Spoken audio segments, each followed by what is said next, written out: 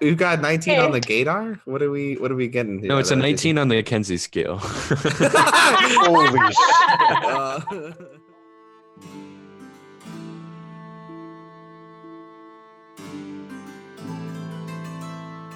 Whether it's Pennsylvania or Florida or any other location here on this realm in which we currently live, it's not important any longer because now we're delving into the world of Tontolin, a world of magic and mystery. And our adventurers currently are in a couple of different locations in the same underground city that's been lost to time, it seems, save for one small boy named Jill, who'd been using this as a hideout for some time. Little Jill. Our group has followed Jill deep into the side of a mountain, following a hidden path into what turned out to be a long-lost city that seems to glow green. I believe it was Tristan who... Nope. I believe it was Zephaniah who ran their hand across the wall and realized it was covered in a bioluminescent moss or fungus of some sort. Don't tell me your mouth. Mossy. The entire group made a couple of different decisions about what they were going to do once reaching this city, and I'll go ahead and let the group tell you what decisions they made, and I'll ask them to do it in order. I believe we'll have Angel Williams and Janet Tammy Woodspin and our new friend Kipper and Erdon, who are actually the same person, sorta. Mostly. Why don't you guys walk through where you are and what you're doing right now? I believe Angel decided to take a nap, right? Or not a nap, but like a 8-hour. A big one, a big 8-hour, the big 8. Sleep, that one. And did you do that with people or by yourself? What? It was all together. It was. I guess it depends if someone else wanted to sleep. Well, and those decisions have been made. I'm just giving Parker a chance to talk about how Janet Tammy is also there sleeping with you. I'm not asleep. Janet Tammy's not asleep. Oh, okay. What are you doing, Janet Tammy? I'm pretty sure we made a fire, I think. And if we didn't, then she's just kind of sitting around looking through her inventory and like keeping an eye out on everything. Because I'm pretty sure Kipper and Erdon and Jill went to bed. And Janet Tammy just wanted to keep an eye out on the camp and stuff, like keep watch. Sounds also, good. Cam, what is Erdon and Kipper's Constitution modifier? Are you allowed to ask that? It's relevant to Buddy. Yeah, it's 3. So Buddy's max HP is 43. Yes. Yeah. Sorry. It's either 42 or 43 because I know I did the math and my sheet says 42. It's 5 times 7 plus your intelligence modifier, which is 5. Yeah. Plus your con modifier, which is 3. So. Okay, then yeah. Okay. Sorry. Well, let me just go ahead and let you, as individuals then, in case we have anybody new here, we're giving them an idea of where you are, but let them know who you are. Angel, let everybody know who's snoring on the floor where you're snoring. Describe a bitch. Me? That's you. Yeah. Me? So I'm sleeping and it's on the floor. yep. But describe your character and right. I've become him. I forget that I don't know, you know. Angel is a tiefling bard and he is blue. He has horns and he looks really cool. Nice. That's all you need to know about that funky little dude. Sometimes he's British and sometimes he's not. Depends on what mood I'm in. Who knows? that's Angel. That's Angel.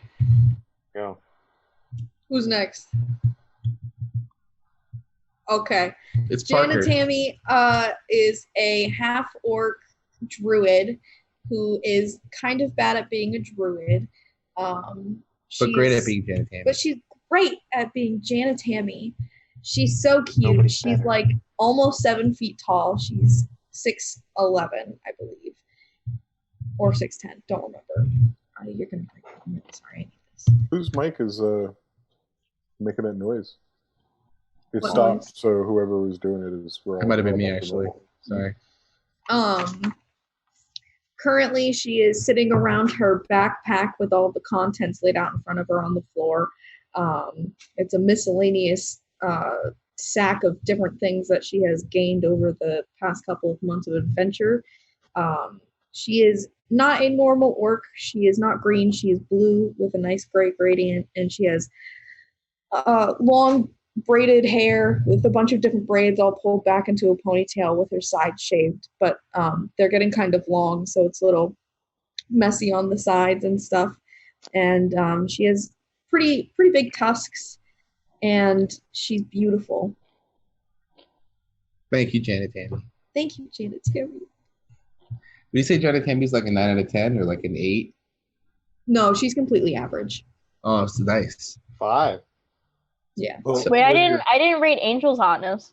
Yeah, can we get a reading of Angel's general hotness? Off the charts. Oh. Oh, wow. You paid a lot of money for that nose. The shoulder implants. Fuck.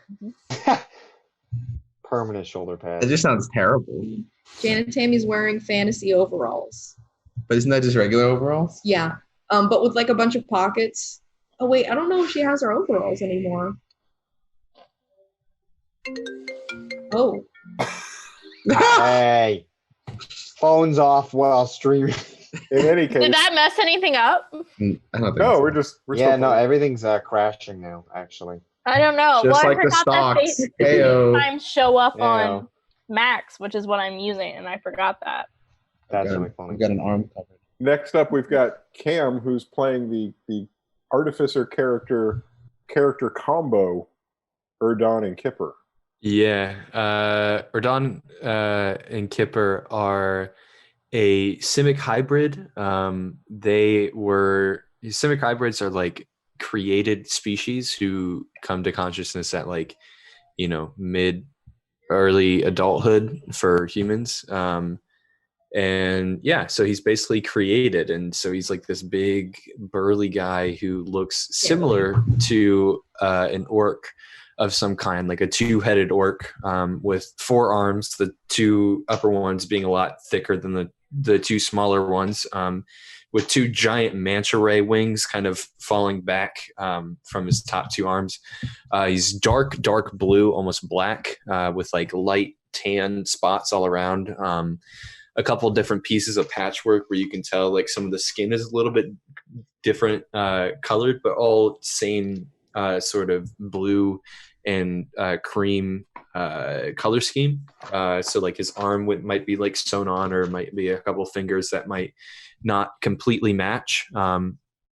But yeah, that's him. He's big. He's like super tall, super rotund, and he's loving it. Mm-hmm. Grant, what are you eating? Yeah, you fucking munching on that shit, bad boy. You're like fucking. You're making it so we can't hear Kayla's chips. Yeah, I can't even hear Kayla's chips anymore. Wait, I thought you guys couldn't hear them. All the eating is completely inaudible. I was just teasing. Okay. Did I make any noise? No, you No, didn't. you're No, just but making you're- aggressive faces. It's Very just funny. like your facial expressions are just as loud as you would be if you were making noise. Yeah, Like, they're you know that full bit on where she, screaming. like in the library she points to no face journeys? Like that's Yeah. like I feel like I need that sign for Grant. Oops. That's I funny. just have some Christmas candy that I didn't. So who's Monolith though? Monolith? Oh, who's mom? Well, hang tight. Let's let Oh. Monolith and Buddy and Zephaniah sit tight for just a bit. Oh wait, Oh, buddy. yeah. Yeah. Okay. So Erdon and Kipper have Wait. what? Do we want to describe those, or do we want to? Let's go. We'll let Cam be the transition. Cam, if you could describe Buddy, we won't actually Yeah, describe yeah, where he that's is or right. what he's quite doing just yet, because I know some people are excited to do Christopher. that, and I like Okay. seeing if I can drag it out a little bit more. All right. So That's fair. Erdon and Kipper have an automaton friend named Buddy, who is in the shape of a average, slightly above average height female elf, with very thin features and looks a lot more frail than she actually is. Can't speak, but very typical elven features. What type of elf is kind of hard to tell, but yeah, very elven features on a female automaton that just kind of like follows them around. So if anybody's trying to keep track and curious, that means Cam is responsible for 2 different voices and 3 different characters. So that is quite the feat. Quite the feat. Thank you. It's fun. Zephaniah has recently not only gained, and it wasn't so recent, the gaining of an airship, which isn't even worth talking about right now at this point, unless they go back and F's retrieve in the it. chat. But Zephaniah does have somebody else that's looking up to them for security and safety. An individual besides Jan and Tammy that is there now counting on Zephaniah to care for them. Zeph, we haven't even talked to you yet because we haven't even made it over to the city center yet. But if we were doing character descriptions, maybe you could describe yourself and the husky named Wolf that follows you around now. I forgot about Wolf. I forgot about Wolf too. I was thinking so hard. I was like, did I earn a child an accident?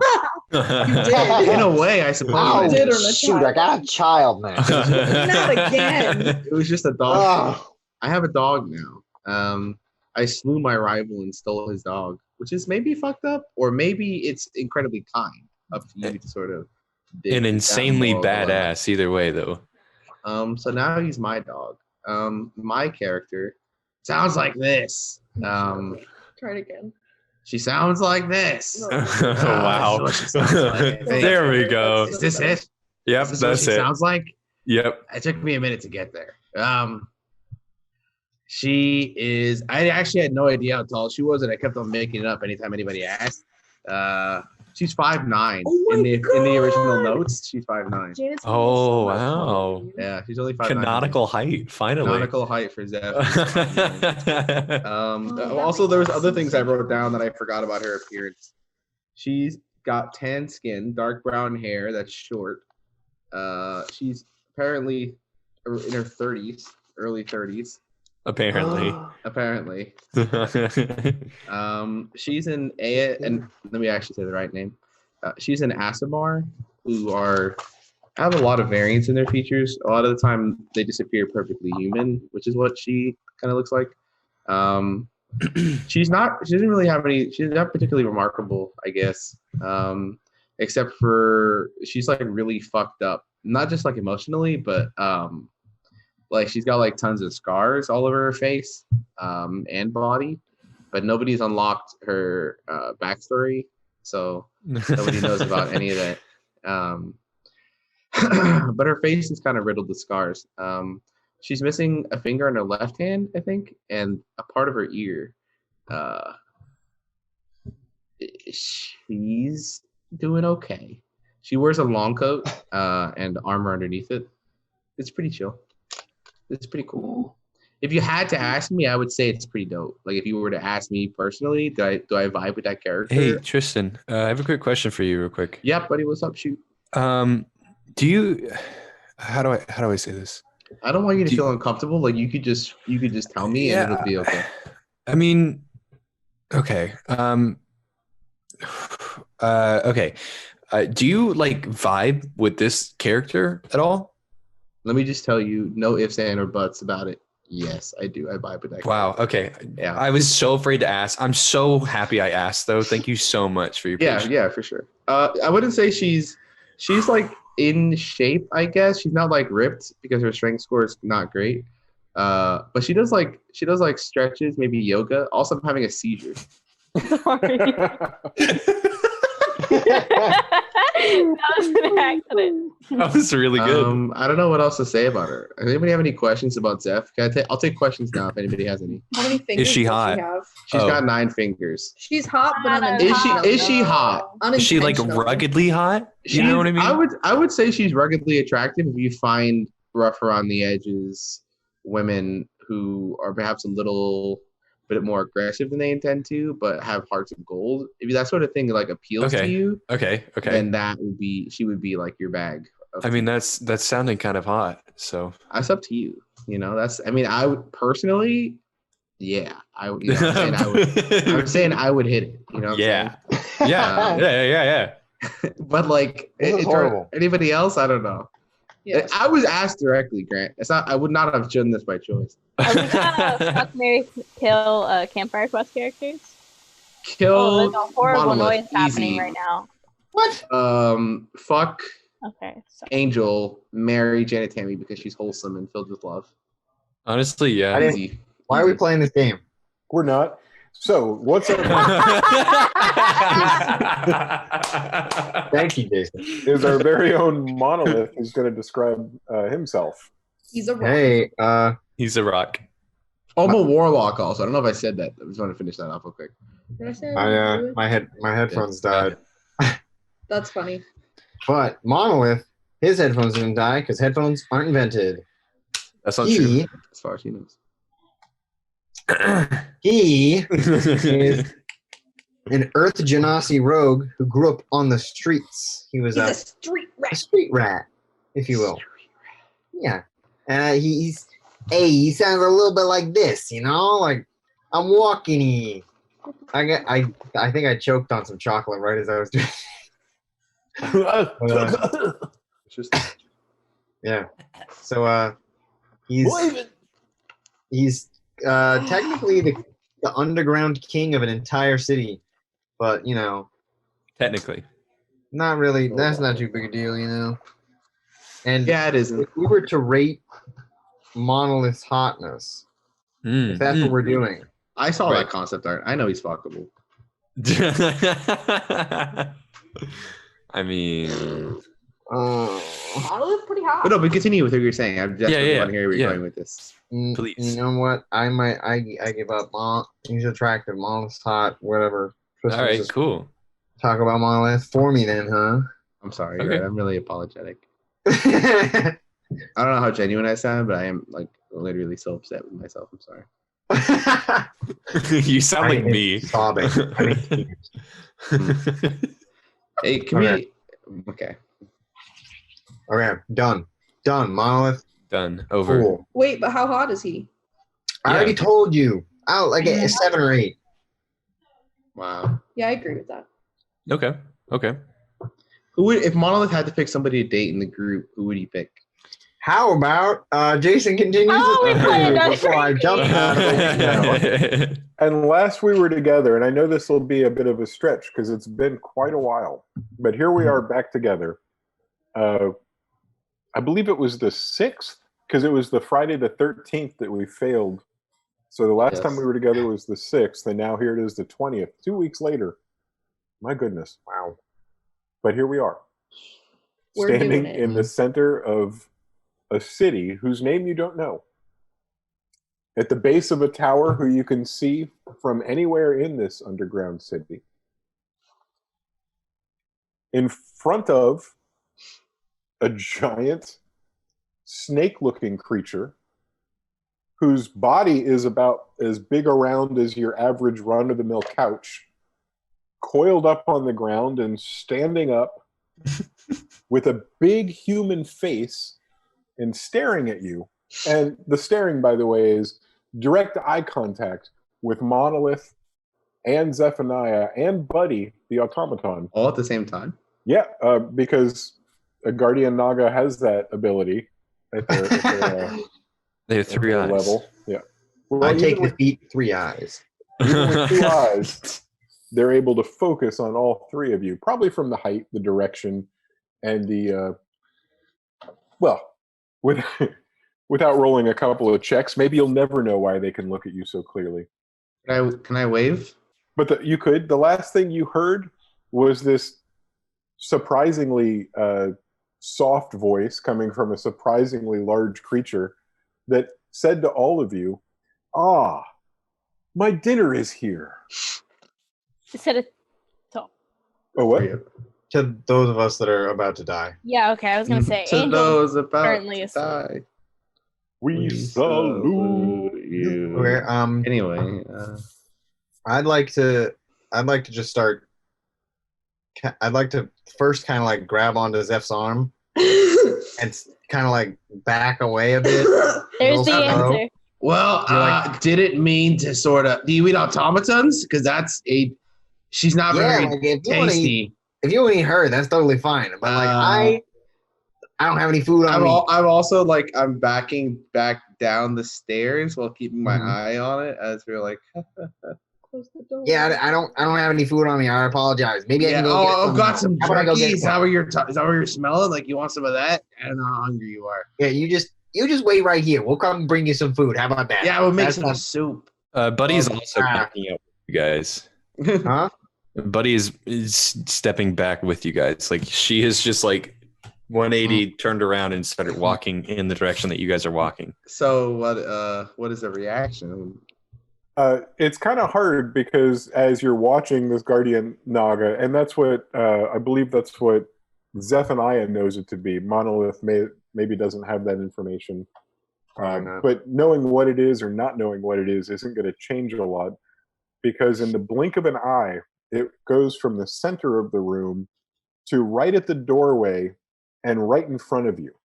You hear the sound of slithering and scraping leather on the floor, but you don't see it happen. And then suddenly the face is right in front of all of you again, standing right in front of those two giant double doors that you managed to get open last time.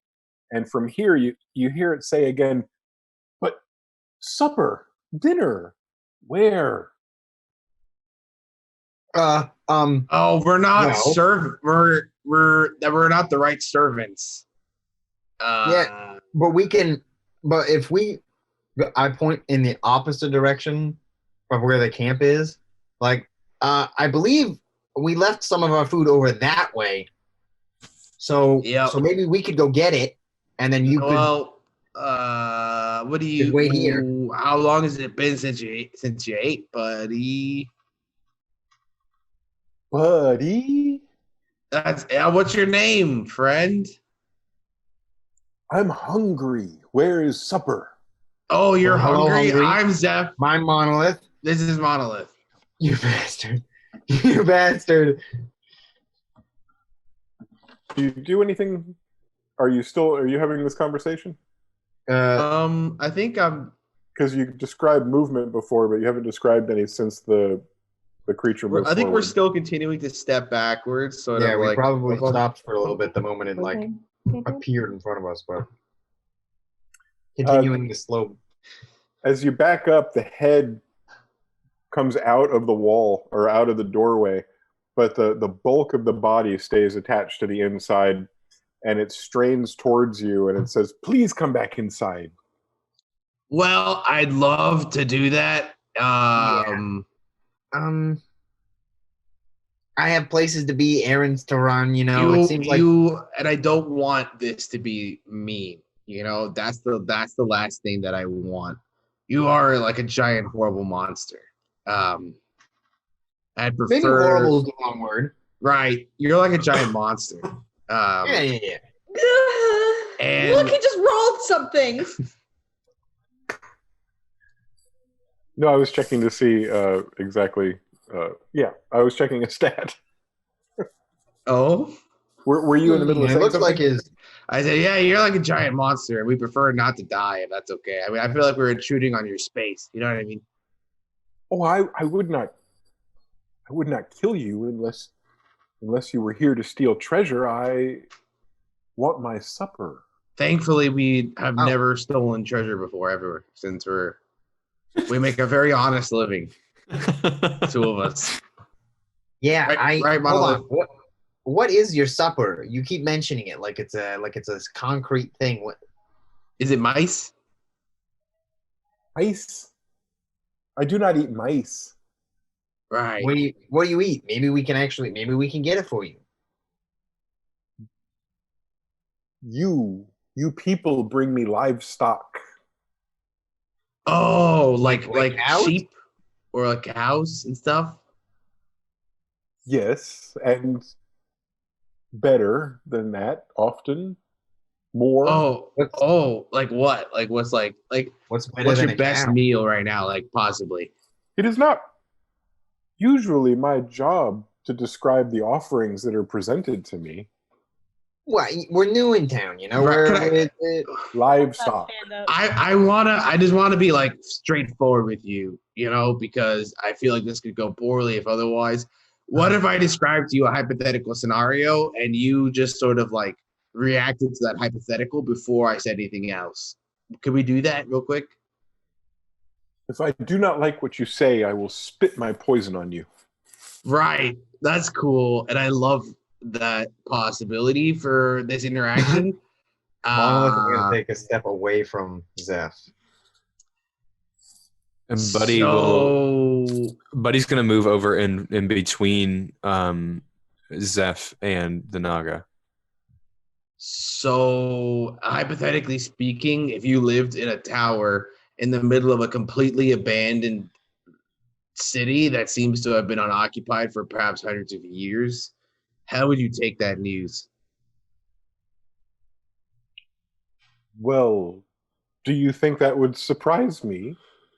I'm not sure how long you've been sleeping is sort of like my thing right now. That's where I'm kind of like, From the rumble in my tummy, it's been a while. Like centuries or like a couple days, Come closer and let me smell you, and I can tell you for sure. Whoa! I think we can have to pass on that one. Yeah, sure, okay. I'll do that. I trust you. Buddy also moves. Buddy moves closer with Zeph, still maintaining like a bodyguard position. How close does Zeph get? As close as the Naga is gesturing for me to get. What the fuck is wrong with you? You approach, and the Naga's straining head is straining towards you, and as you get just within range, a tongue lashes out and slaps your face and pulls itself back into the Naga's mouth. And you see it make a thoughtful gesture, a thinking gesture, maybe I should say. Oh, except there's no hand. So it's all about the facial expression. Except it's as if you could see a hand. Oh my. It's been 800 years or so. Oh wow. It's been 800 years since I ate last, and this was my home for thousands of years before then. I've been here a long time. Huh. Right. Yeah. Well, I've got bad news. Yeah, things have changed in 800 years, it seems. Nobody lives here anymore. Yeah, that's it. That's the bad news. Yes.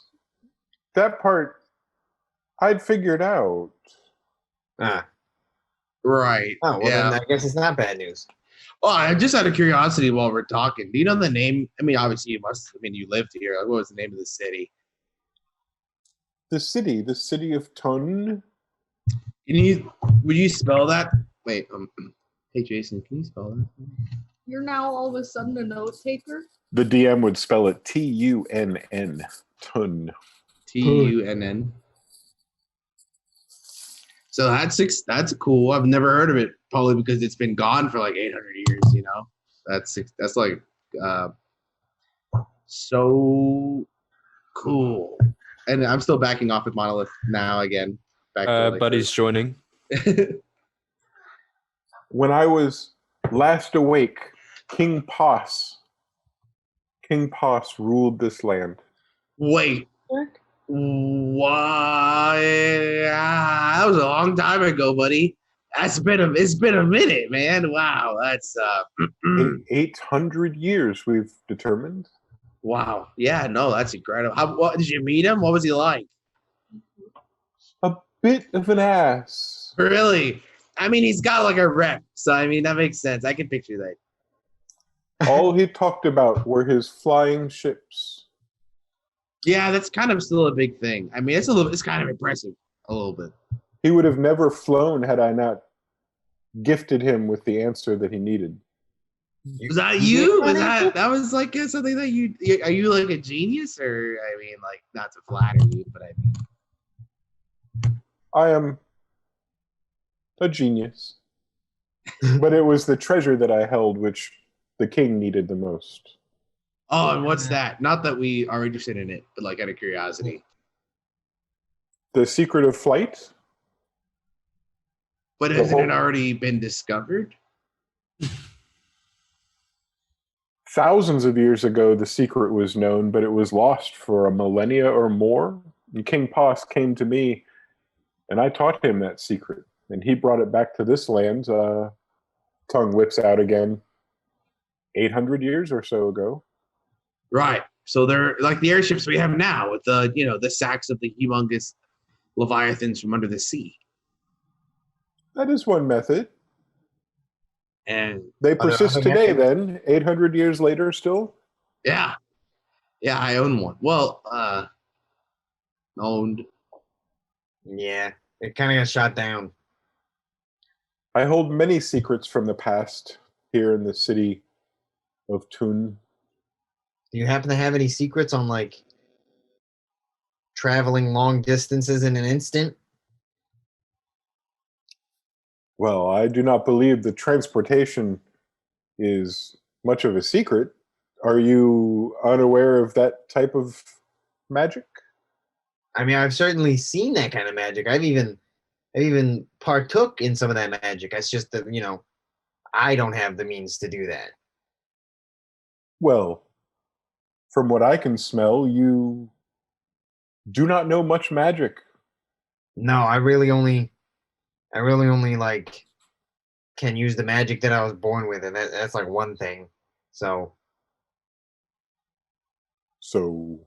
that's it. That's the extent of my magic knowledge. I mean, I've seen my friends use magic, which is nice, but it doesn't make sense to me. So I could not teach you these tricks. No.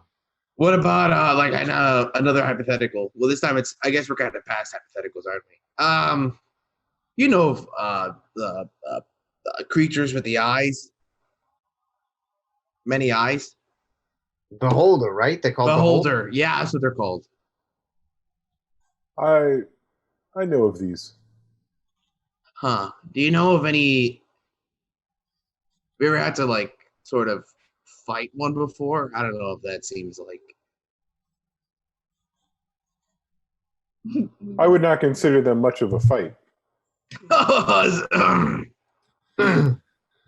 I'm glad that we're chatting like friends. That's all I'm saying, Well, if I can't think of another way to be with such friendly individuals. You're welcome back inside.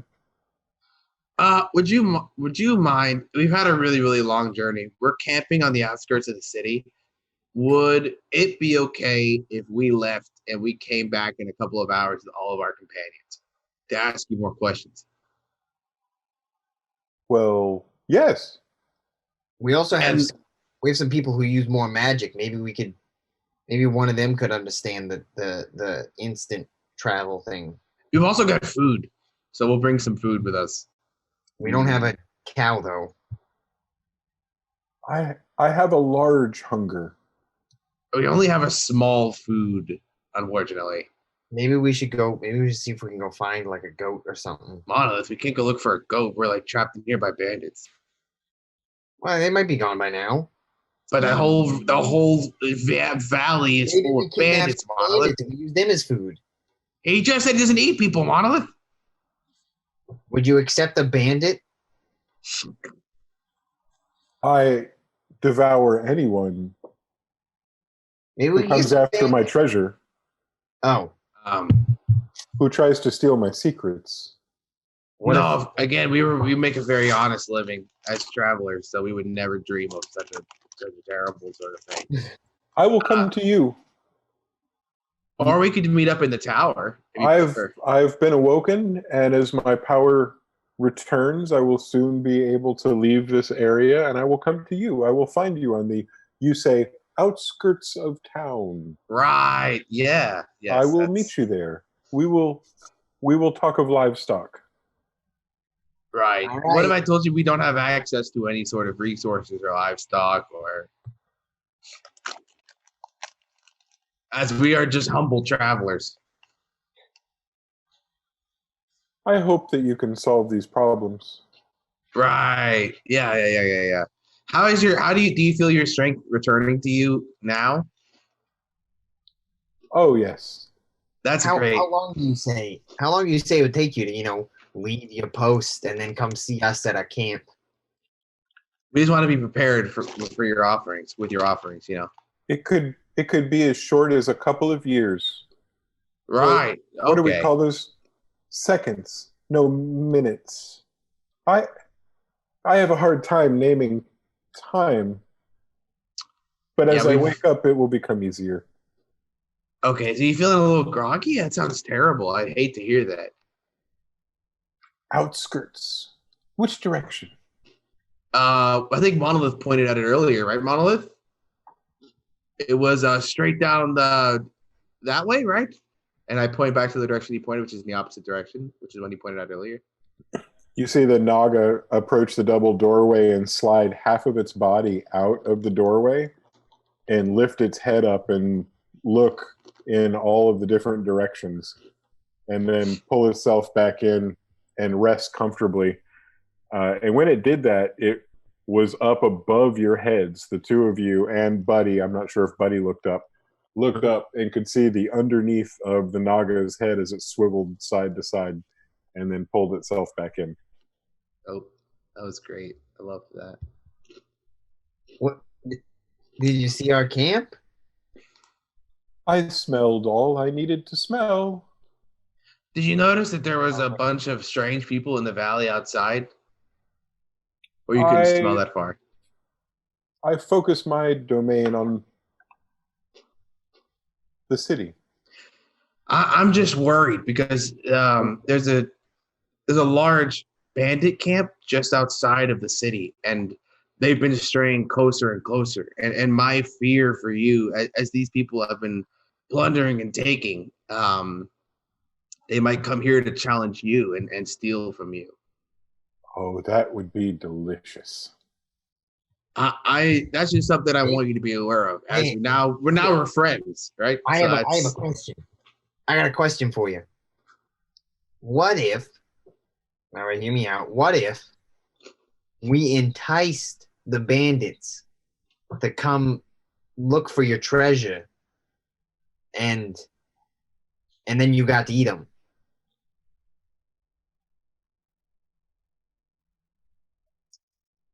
Do they ride horses? I don't believe so, and they wouldn't be able to get a horse here, at least through the entrance that we found. So they would have to get off their horses. If this is the only way to bring me livestock, then so be it. That's all exciting. Right. And right before we leave, I have one last question. Do you have any sort of mystical knowledge that we could have that would unlock the secrets of something that's really important for this quest, or anything that for me? What is your name, small one? Bill. Bill. I lead into Monolith. You never tell a demon your name. I heard that once. My name is Bree Al Tun, and I am no demon. Oh, of course. Bill, what is your friend's name? The robot one? You, with the stony face. Yeah, I'm Monolith. Monolith. That's a bit... That's some low-hanging fruit, isn't it, Monolith? What do you mean? What's that supposed to mean? Oh, we think so too. Yeah, you're not the only one. Tag along with this. Who's ever thought that? Low-hanging fruit. I didn't pick my name. Yeah, sure. Do children not choose their own names anymore? No, that's not a thing. No, my real father, who I thought was my adopted father, kind of. I guess he gave me my name. Oh, what kind of people lived here? Just out of curiosity. People that brought me livestock. People they- that understood my value, and I don't like to admit that I enjoyed the worship, but I enjoyed the worship. So they respect you, were a respected figure, and in their society. I am what protected them. It was me that kept them safe. Well, I mean, I don't want to criticize your ability, but I look around to the empty buildings. What happened then? What happened to my people? Yeah. Where'd everybody go? Oh, they're taking care of some very important business. I imagine it's several generations deep by now, and hopefully they're still accomplishing their goal. But they traveled halfway around the world to solve a problem we were having. Would you care to go further in depth on that, or no? Would you prefer not to? I don't want to press you. Let's not talk about it now while I'm resting and regaining my strength. Let's maybe talk about it more at your camp. Yeah, that sounds wonderful. Yeah. We'll talk about trying to get some livestock or just people. We'll try to get you some food. The Naga, whose scaly skin is green, and the scales are huge, they're the size of dinner plates, slides in an instant completely out of the double doors, circles the two of you, and creates a little wall of snake flesh with you guys in the very center. And the head looks down on top of you, and it says, "I can't wait." And then it uncurls, and you watch it race around the tower 2 times, and then into the double doors again. And when it enters the double doors, if you remember the amount of effort it took for you to get them open, they slam shut. And when they do, instead of making a large slam sound, it sounds like a giant gong was struck by a much more giant hammer, with the reverberation that rings throughout the entire city. Do we hear it? Sorry. Monolith is going to feel the seat of his pants to make sure he didn't soil himself. Roll a perception check. Wait, can we roll a constitution check to see if he did soil himself? Yeah, okay. Constitution check for Monolith, and then Jana Tammy, you're doing a perception roll. Is this a Constitution save? Yeah, because yes. Okay. I don't see anything. Dude. Right, I got a is it perception? I got a dirty 20. Okay, you managed to keep your sphincter shut and the poop inside. I got a 5 for perception. So this is funny. Your mic's doing the thing again. Is that me? Yeah. This is funny, Jana Tammy, but a 5 was the DC I had in my head because you were in a completely quiet city underground where there's absolutely no noise, and a huge gong went off in the middle. You would have to be asleep or unconscious to not hear it. Yeah. What? Oh. So Jana Tammy automatically, like, she immediately stands up with, like, her, what's it called, sickle in her hand, and she looks around. And I don't think she sees anything. So she's going to be like... And no idea where it came from. Was that me? Are you with everybody else sleeping or no? Yeah, I am. Okay. How long would it take me and Monolith to run back to the camp? Hypothetically. Oh, you're not less than 15 minutes, probably more like 10 if you're running. Okay, I would like to grab Monolith by the scruff of his shirt and look him deep in the eyes. And I would like to say, Monolith, fuck. Yeah, so apparently we gotta find some livestock. Monolith, I don't know how they can hear us, but we've got one window to kill this thing before it fucking kills us. No. You know what? No, not this time. Not this time. We're gonna do what it says. He said he's weak. He said he's still weak. 5-star. Are you crazy, Monolith? We're not gonna lure a bunch of bandits to the city. Hear me out. It's not Hear me out. Hear me out. Okay. Even at its weakest, even if it was still asleep, I'm almost positive it could kill a beholder. And we can't kill a beholder. We haven't tried hard enough. Okay, here are two options. Here are two options right now, Monolith. Okay, we either fucking leave or we kill it in this tiny window where we have where it's weak. No, 3 options. We go get the bandits, bring them in here. Monolith, are you an idiot? How are we going to lead a bunch of bandits here? Are you an idiot? How are we going to kill a guardian Naga? You want to slowly creep our way through the entrance as literally 20 to 30 bandits follow us? That's okay. It could probably kill them all. And who's to say it doesn't just eat us right afterwards? Who's to say that we... Okay. We are not trusting this thing. Monolith, we are not trusting this thing. We are not trusting this thing. We are either leaving or we are killing it. And that is final. Okay. Well, we can't kill it. And then we're leaving. Let's go. It might hunt us down. How did this thing move? It can't get through that entrance. It's tiny. Oh, it could probably eat its way through the entrance. It could probably eat stone. Monolith, we are fucking out.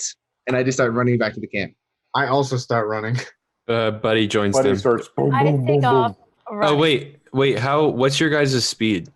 30 minus 30. I think it's 30. Buddy's is 40, so Buddy will probably just trail behind you guys and be like the caboose. So we're gonna go back and try to wake everybody up. I'll not try. I'm gonna be yelling. Yeah, I guess we're gonna wake him. Well, let's try to. I'm like, hey, don't yell. He's gonna know. I don't care. He's gonna know regardless. How do we know he doesn't have ears underneath our feet? Okay, well, let's try to keep it cool as we leave. Keep it cool. Yeah, giant snake is gonna kill us if we don't get it some livestock, and I'm supposed to keep it cool. Focus. I'm gonna focus. So we're running back to the camp. Yeah. As soon as you approach and Janet Tammy sees you, she holds up this cool blue scale that she has, and she's like, "Zeph, look!" Yes, it's very beautiful. I love it. We have to leave. We have to do something.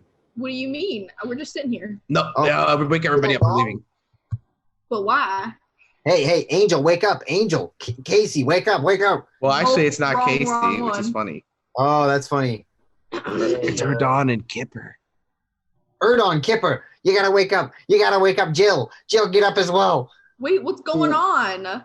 Okay, real quick. I'm putting Jill on my shoulders. Here we go, kid. Whoa, how much fun! Really quick summary. Well, distracts the child. At the center of the city, there's a giant snake that wants to. It's hungry. Okay. I think snake monster is more appropriate. It was friendly, so I think that we would have asked for. Erdon and Kipper, I'm going to request that you get a little bit quieter. I beg of you, please. Just stop. Wait, but all my stuff's out. I have to put it all back in my bag. Yep. Put it all back in your You know how long it takes to get all Hey, of do you want to these in my die? You want to bag? get eaten by a giant snake? I just don't understand. You're not giving me any context. We opened the giant. You see the giant tower? You see it? Yes. See that massive tower? We opened the doors, Right. and inside of it was a naga, an ancient creature. It's been Why would asleep you for do 800 that? years. What do you? We said we were gonna explore the city. You guys found a naga? Yes. Yes. You know. Then you Well- know we should leave. Let's mean- go, please. I think- Okay. Wait. I What do think you know we about should them? bring What do it you some know? food. I think we should bring it some food because it was nice to us. And I feel Okay. like Yeah. You know what its food is? You guys want to know? It wants to eat people. No, it said that it only eats people to try to steal its treasure. Okay, We were yeah, trying to steal its yeah, treasure. but think about how quickly it said, "Oh yeah, if you bring me some dudes, I'll have a fucking dude snack." Remember that? Because they'd try to steal its treasure. Monolith, maybe Zeph's right. Maybe we should. Oh, maybe Zeph wanted to kill it. You know that? You want to know? Okay, Well, here's what Hey, it said. I don't mean to. If we should be as quick as you guys are saying, then maybe we should Here, argue. wait, let me tell you this. It said it was still weak because it just woke up. I don't think we should kill it. I think we should. Then let's go. I'm already. I'm helping putting you my pack. stuff in. I'm helping her pack. You gotta be careful Okay. with that. That's made of glass. But hold on. Where do we go from here? We can't. I'd rather fight my way through Bandit 30 camp. bandits than fight that walk monster. through the town. What If we bring it 30 bandits, it'll kill them all, and then it'll give us stuff. I'm gonna You start. see what he's holding? Yeah, I see it. I'm gonna start putting on my armor. Is there a way to lure the thing? That's kind of a lot. Yeah. Ow! Okay. All right, I maybe hate we it. should leave. I hate it. He's a little bit hot though. Stop. Stop that. Shut up. What that tongue do though? Ah! Oh, hey, yo. Ow! Eats you. It eats you. Delete the stream. Delete it. We're done. Tristan, you're really. We're switching to a Fortnite stream. It's over. Well, thank you guys. Thank you. Is So we is there any way to lure this thing outside and have it kill the bandits we have to lure the bandits. It doesn't want to go outside. Oh. It wants us to bring the bandits here. Then we just have to go outside. We don't have to talk to it. Hear me out. What if we piss this thing off and get it to follow us outside? We don't need to piss it off. But what if we did? It won't follow us. It won't follow us outside. Then let's go outside. Okay, I know. I made an I'm agreement. telling everybody else. Okay. Here's a fun little factoid we may have forgot. It's gonna come to the camp in the next who knows how long. We have no idea. Oh yeah, it said I'll be there after I finally wake up in a couple years. Oh wait, seconds? Oh wait, minutes? So then I forget time. We should leave right now. Right now. I have this child in my hands. Then let's go. All right, we're running. Are we running? Heading towards the exit. We be running. I can't. She'll be running around can't the you mountain leave? when she comes. Because I took off my armor and I have to put it back on. Can you just grab it? Just grab it. But I have to put it back on. But how long does it take you? Put it on outside the cave. I think it takes like 10 minutes. Well, then we'll take the 10 minutes outside. What? Can you put it on outside? You have like five. You have 4 arms. Go now. Or Donna, Yeah. just hold it behind you as we sneak through. Okay. All right. Okay. Ready? Let's go. 5, 6, 7, 8. So and then we head 3, 4, towards 6, the 7, exit. 8. Running. Is that knocking at your? So, Erdon, you're carrying your armor with you. I guess so. Outside of the city. I guess so. Okay. I just wanted to make sure you agreed to that. So Erdon, with an armload of armor and everything else in a backpack, and I'm imagining Kipper and Erdon having a conversation about not putting on the armor as they're walking out of the. Wait, you've got extra arms. Can you just like put it on as we're walking? That's not a me question. That's a Jason question. Man, They've if got that didn't 4 sound arms. so freaking cool, I would never ever say yes to that. Yeah, I would say Erdon can dolphin don armor with that second set of arms. That's freaking awesome. And Okay, that's super helpful because without it, my armor class is 8. So. What? yep. You I know would the say, minimum armor class. Wait, was your dexterity -2? Yep. Yep.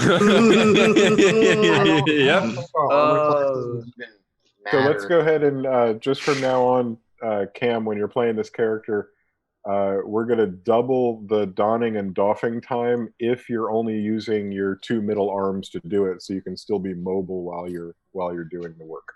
Okay, I'm cool with So that. it drops to 20 minutes to don, or is it half as much to doff?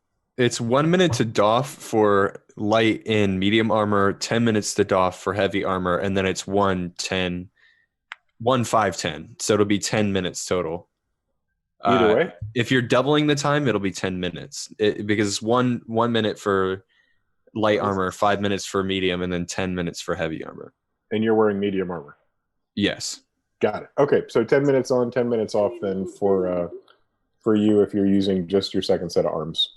Yes. Because, I mean, awesome. Yeah, I'm so sorry. All right.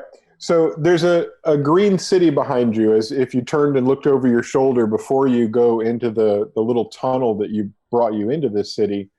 You'd look back and see various spires and tall buildings in the center and regular-sized 1, 2, and 3-story structures around the perimeter.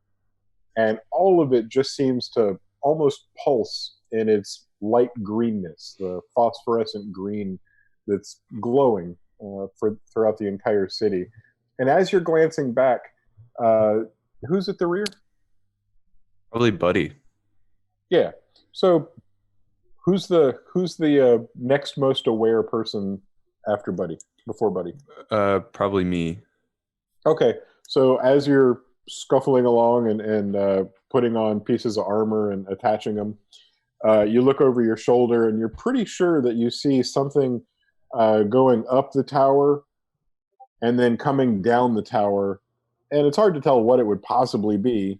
But you do think that you notice something, and it's right at that moment that you round the bend, enter the small tunnel, and are engulfed in the small little passageway that brought you into the city of Tun not too long ago. I would say 5 minutes of steady walking brings you to the mouth of the cave. And just like before, you have to emerge from this little part of the waterfall and the underwater river that makes it so if you didn't know there was a passageway, you would never be brave enough to step out. But you do step out and land on rock, and are able to step around onto an outside path, outside of the city, outside of the tunnel, outside of the underground river, and out under the sun in the open. And it is daytime, and it is, I'd say, bright. The sunlight bearing down on you and sparkling, shining off of the water as it rushes from one opening on the other side of the divot in the earth over to where you are currently. Could we actually go back into just behind the waterfall at the opening of the cave? And could we sort of finish our rests there? Because I don't know I think everybody is tired. I don't remember if we. I know I'm fine. I'm not missing anything. I don't know if that's necessarily a good idea, though. Do I have my armor on now? I'd say you're probably. Yeah. Yep. Just now. How much sleep did Angel get? Like 2 seconds. Maybe I think me and Monolith were fucking around for like an hour though. Here's the thing. I have a horrible confession to make, and I'm so sorry. I may have jumped the gun on the long rest button a little bit when I said I was taking a long rest. So I have no idea where I was before, and I just want everyone to know there's a good chance I'm not going to play this fair, and I'm sorry. That's on me. You caught me slipping. Honesty is key. Long rest button too soon. And I just want to be honest with my D&D pals. So... You know what they say, communication is key. Honesty is the best policy. Policy. I'll be honest, guys. I'm only going to be rolling 20s from this point on because you can't see my dice. Wait, let me just see what I got. Oh, 20. So here's my D20. Hey, Google, roll a D20. You rolled 11. So, because all my dice are at the Gillette household, the studio. That's funny. The stew. Can it roll other dice? Hey, Google, roll a 6-sided dice. It's 2. Hey, Google, roll a 12-sided dice. Yeah, okay. You rolled 10. Can you ask it to roll a 100-sided die? Hey, Google, roll a 100-sided die. I can only roll dice with 3 to 20 sides. Oh, we found the limit. Yeah, the limit. Hey, Google, pick a number between 1 and 100. You have an Alexa. I was trying to use Kayla's. I have headphones on. Ooh. Hey, Google, pick a number between 1 and 100. Here's a random number, 72. I thought you would I was going to guess 72. Wow. Hey, Google, shrimp, heaven, now. We can't keep doing this. What? It's okay. It's not your language. It's not your language. I remember that. It's one of my favorite things ever. That's all. Shrimp heaven now. Can you ask? We can't keep doing this, Daniel. Can you ask the Google to open the door, please? Does it have like a response for that? Because that'd be funny. Hey, Google, can you open the door, please? Sorry, it looks like that device hasn't been set up yet. Yeah. I was hoping it would say something, sorry, I can't do that, Hal. Well, it did. No, It said exactly that. I guess basically, in a way, it did sort of say that, didn't it? Do we play D&D again? Yeah, remember the game? I know some of us are tired and don't have all of our spells and stuff, but is this really the best place? You said this, would you call it a Naga is coming our way? Well, we've got sort of two alternatives. I don't think the Naga can fit through the tunnel. Don't think. I'm pretty sure. It's pretty big. It is a very small tunnel. I feel like there are other ways out. There might be, but it might run into the bandits before us. The alternative is we walk back out into Bandit Valley unprepared and what do you think? I'm willing to sort of take a vote on that. All right. What are the options? What are the options again? We can either hide here in the tunnel that might have a Naga that kills us in it. Right. Or we walk back out into Bandit Valley unprepared and die also. So either way we die. Well, actually, the choice is you get consumed by Naga or get sold into slavery. Why can't we just sleep right next to the entrance or exit and then let's do that. You probably can't fit in the tunnel, bro. What do you think? Okay. The Naga was nice to us. It's probably not going to eat us, assuming we don't do something mean to it. So we're probably safer here than we would be with the bandits. The bandits would just kill us. The Naga or sell us into slavery. Conversationalist. I feel like making these decisions is becoming really hard for me because everything's just kind of really scary, and I don't really know what the right choice is. This giant snake is really scary, and I feel like the idea of abandoning it after saying we were going to do something is a bad idea. Okay, Monolith, why don't you go ask the bandits to go get eaten by a snake? Honestly, I was going to tell her that there was treasure. It doesn't care. It doesn't care that there's Does treasure. anybody know how to shapeshift into other... I know I can shapeshift into animals, but I can't shapeshift into people. Here's the thing. Okay, here's the thing. Okay. I don't know if I should say this out of character or not.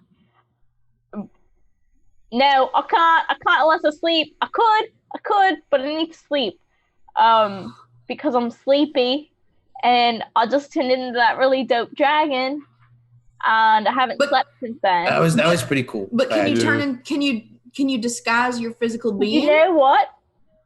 Because maybe somebody can dress up as a bandit and be like, bros, I totally found some really cool treasure in this really cool hiding place. That's a really sort of sweet idea, and I love you both so much. But I feel like what you're about to say is now going to contradict what you just said. I feel like the bandits know who each other are. So if a new bandit walked up and was like, "Oh, hey, I'm Phil. Well, I've always been here. And I found treasure." Okay. Pretty convincing. Here we go. What if I disguise myself as one of the bandits? Have we got? Yeah. I mean, I just pretend to be one of them if I got a chance. Because if you looked at one of them, I feel like you ever read that childhood book about you get a Venus flytrap to catch a fly, then you get like a cat to eat that, and then you get like a dog to eat the cat. No, and you my get mama didn't let me read anything other than that. That's a weird book. Who would read that? I'm just saying that we're toying with things that are beyond our reach. This Naga is proven so far. Do you remember when he threatened us and we were leaving? Remember that? That wasn't a threat. When he coiled around us and put his face next to us and said, "See you soon." Right. Okay. That was probably a threat, and the reason it threatened us was probably because it was afraid we would run, which we did. So we might already be on its bad side. In which case, we should not go back ever. Then, guys, what if Angel polymorphs into the Naga? And that's a joke. That's not. What if I just looked like one of the bandits and I was like, "Hey guys, there's a cool thing in there," and they'll totally believe me. I think that's the best plan that we have right now. I feel like as you were saying it, you realized how not a good plan it is. I just don't understand. Angel's very convincing. I'm very convincing. Okay, Angel, I just want to pose this to you. Because it's you at risk. Like, I'm not going. Like you, it's all you. You get captured and sold into slavery. That's what happens to you. So obviously, I mean, if you feel that confident, we wouldn't. I say go. Here's the thing. I think I don't think you understand how much hubris I have here. And if you're willing to get that knocked down a peg with a couple, decades of back-breaking labor, then that's all you, buddy. I'm just saying I'm not like super excited about it. Let's not be pessimists here. We have to look on some of the bright side. At the very least, Angel has acted before. Okay, if the shit goes bad, bam, fireball, and then they're all fucking dead. And then I buy myself time. Oh, then this goes back to my original plan of us killing the goddamn bandits. Okay, well, it can all, listen, killing them could be plan B. We had more than one plan. That's the beautiful thing. Is we can have multiple plans. We can do that, and if things go here, we can go there. It's like a flow chart of like. Okay. I do like the flow chart. I kind of wish we had a whiteboard. If I'm master plan. All right, I got it. Okay, I understand what we need to do. Okay, Monolith. Oh, let's hear it. I'd love to. I'm sure you would, Debbie Downer. I'm being supportive of you. It's my turn. You did kind of sound like you were being a little mean. I was. I know, but like, maybe we should listen to Monolith. Okay, no, go ahead. Sorry. So, let's follow Angel's idea of transforming into a bandit as plan A. Plan B, should it go wrong, can kind of tie into plan A. If it goes wrong and they want to chase Angel, you can make an effort to kind of lead them to the cave, assuming that they don't believe you, and you are gonna get caught. Yeah, but then where are we supposed to be hiding? Because this is our hiding spot, so they're gonna walk past us. Correct. We would go in with Angel, and then they'd be like, "Oh, more people. Okay. Let's follow them too." Listen, we have to be on the Naga's good side. I don't know about that, Monolith. The first half, there. I'm not gonna lie.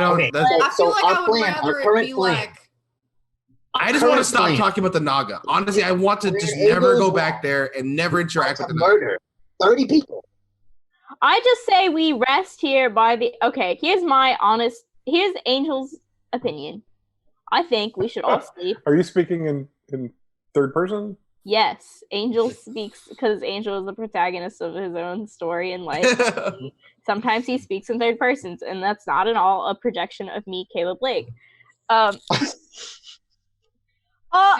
think that we should all sleep here by the entrance exit. I guess that depends on how you look at it.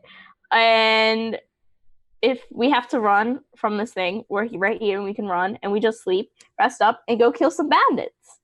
That's what I said like 8 hours ago. And yes, and things have changed. The scenario has changed. Wait, who's holding the hand up? Ordon or Kipper? Which side has his arm up? Kipper is right side, Ordon is left side. So dark. So it's your left side. Can I get Ordon? What's up? What happened to your lights, Cam? I don't have any lights in my room. The only light that I have in my room is on. Oh, that's currently, lovely. And you decided to film. Mm-hmm.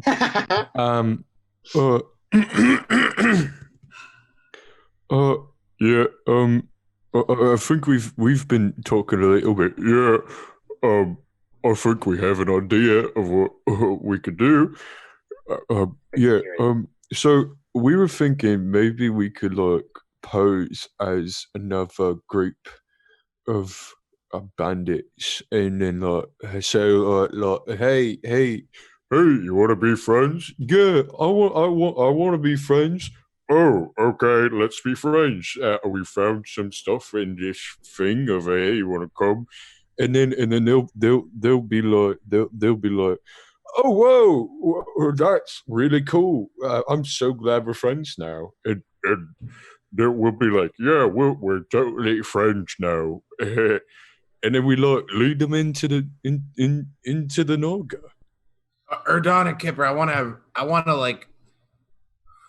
to call back to an experience that we had remember when we were me, you, and a couple other Wolves guys ran into like a group of Lakes guys that one time, and they were in our territory. Yeah. And remember how we were two rival groups of, let's say, profiteers, and we beat the living shit out of those guys? Sure. Yeah.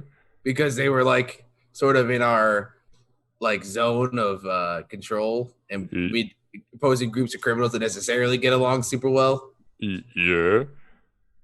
No, I'm just gonna leave that there for you to decide to ponder as well. What? I think Unless you're saying it's like a peace offering, like, hey, like trust us, we're cool, we'll show you this cool treasure we found if you let us join your cool group. Yeah, I mean, it's kind of. I mean, sure, it sounds like a better idea than what we came up with. Yeah, I mean, I just kind of want to make friends. I don't want to. I'm gonna be honest with you guys. I don't get scared very often. All right, this whole Naga thing scares the shit out of me. That's like an ancient sort of creature. I just think we shouldn't fuck with it.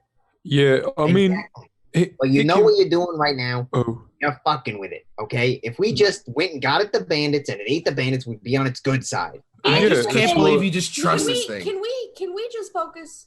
I mean, I understand that we have to figure this out, but I really think that Angel and everybody's right. I think we just need to sleep, and maybe we can discuss this tomorrow. That sounds good.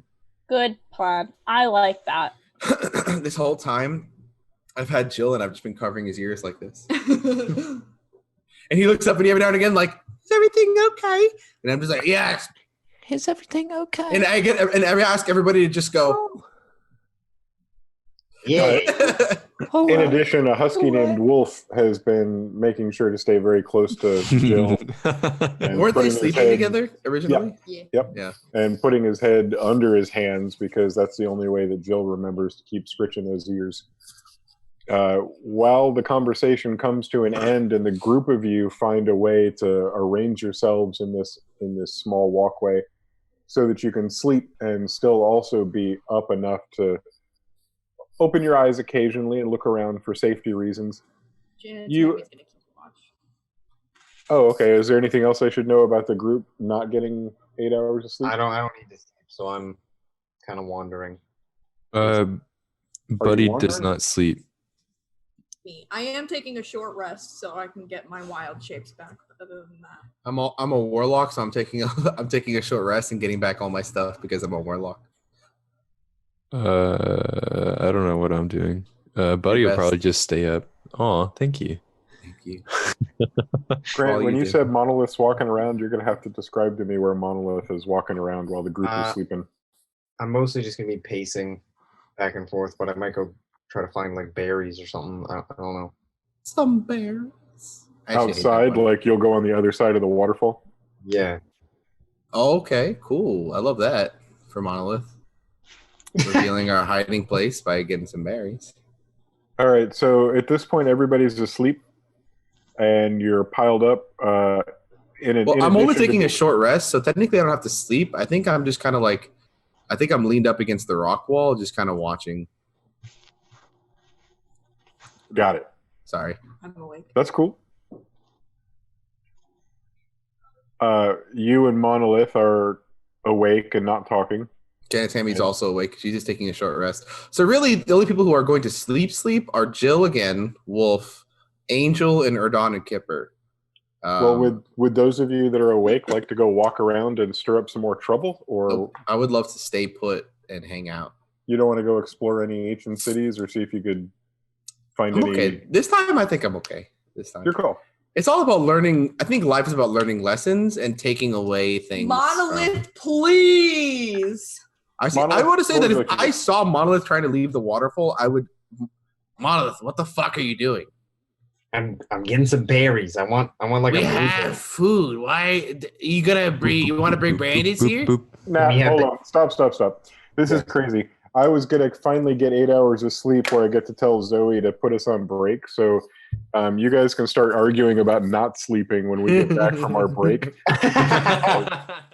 Last we left our adventurers, they were snuggled up just inside a waterfall's hidden secret entrance into a secret hidden city that hadn't been found for hundreds and hundreds of years, except for small Jill, who'd been hiding out for a couple of days, not only hiding from bandits from a settlement several miles away, but also other dangers that are found in these mountains and hills.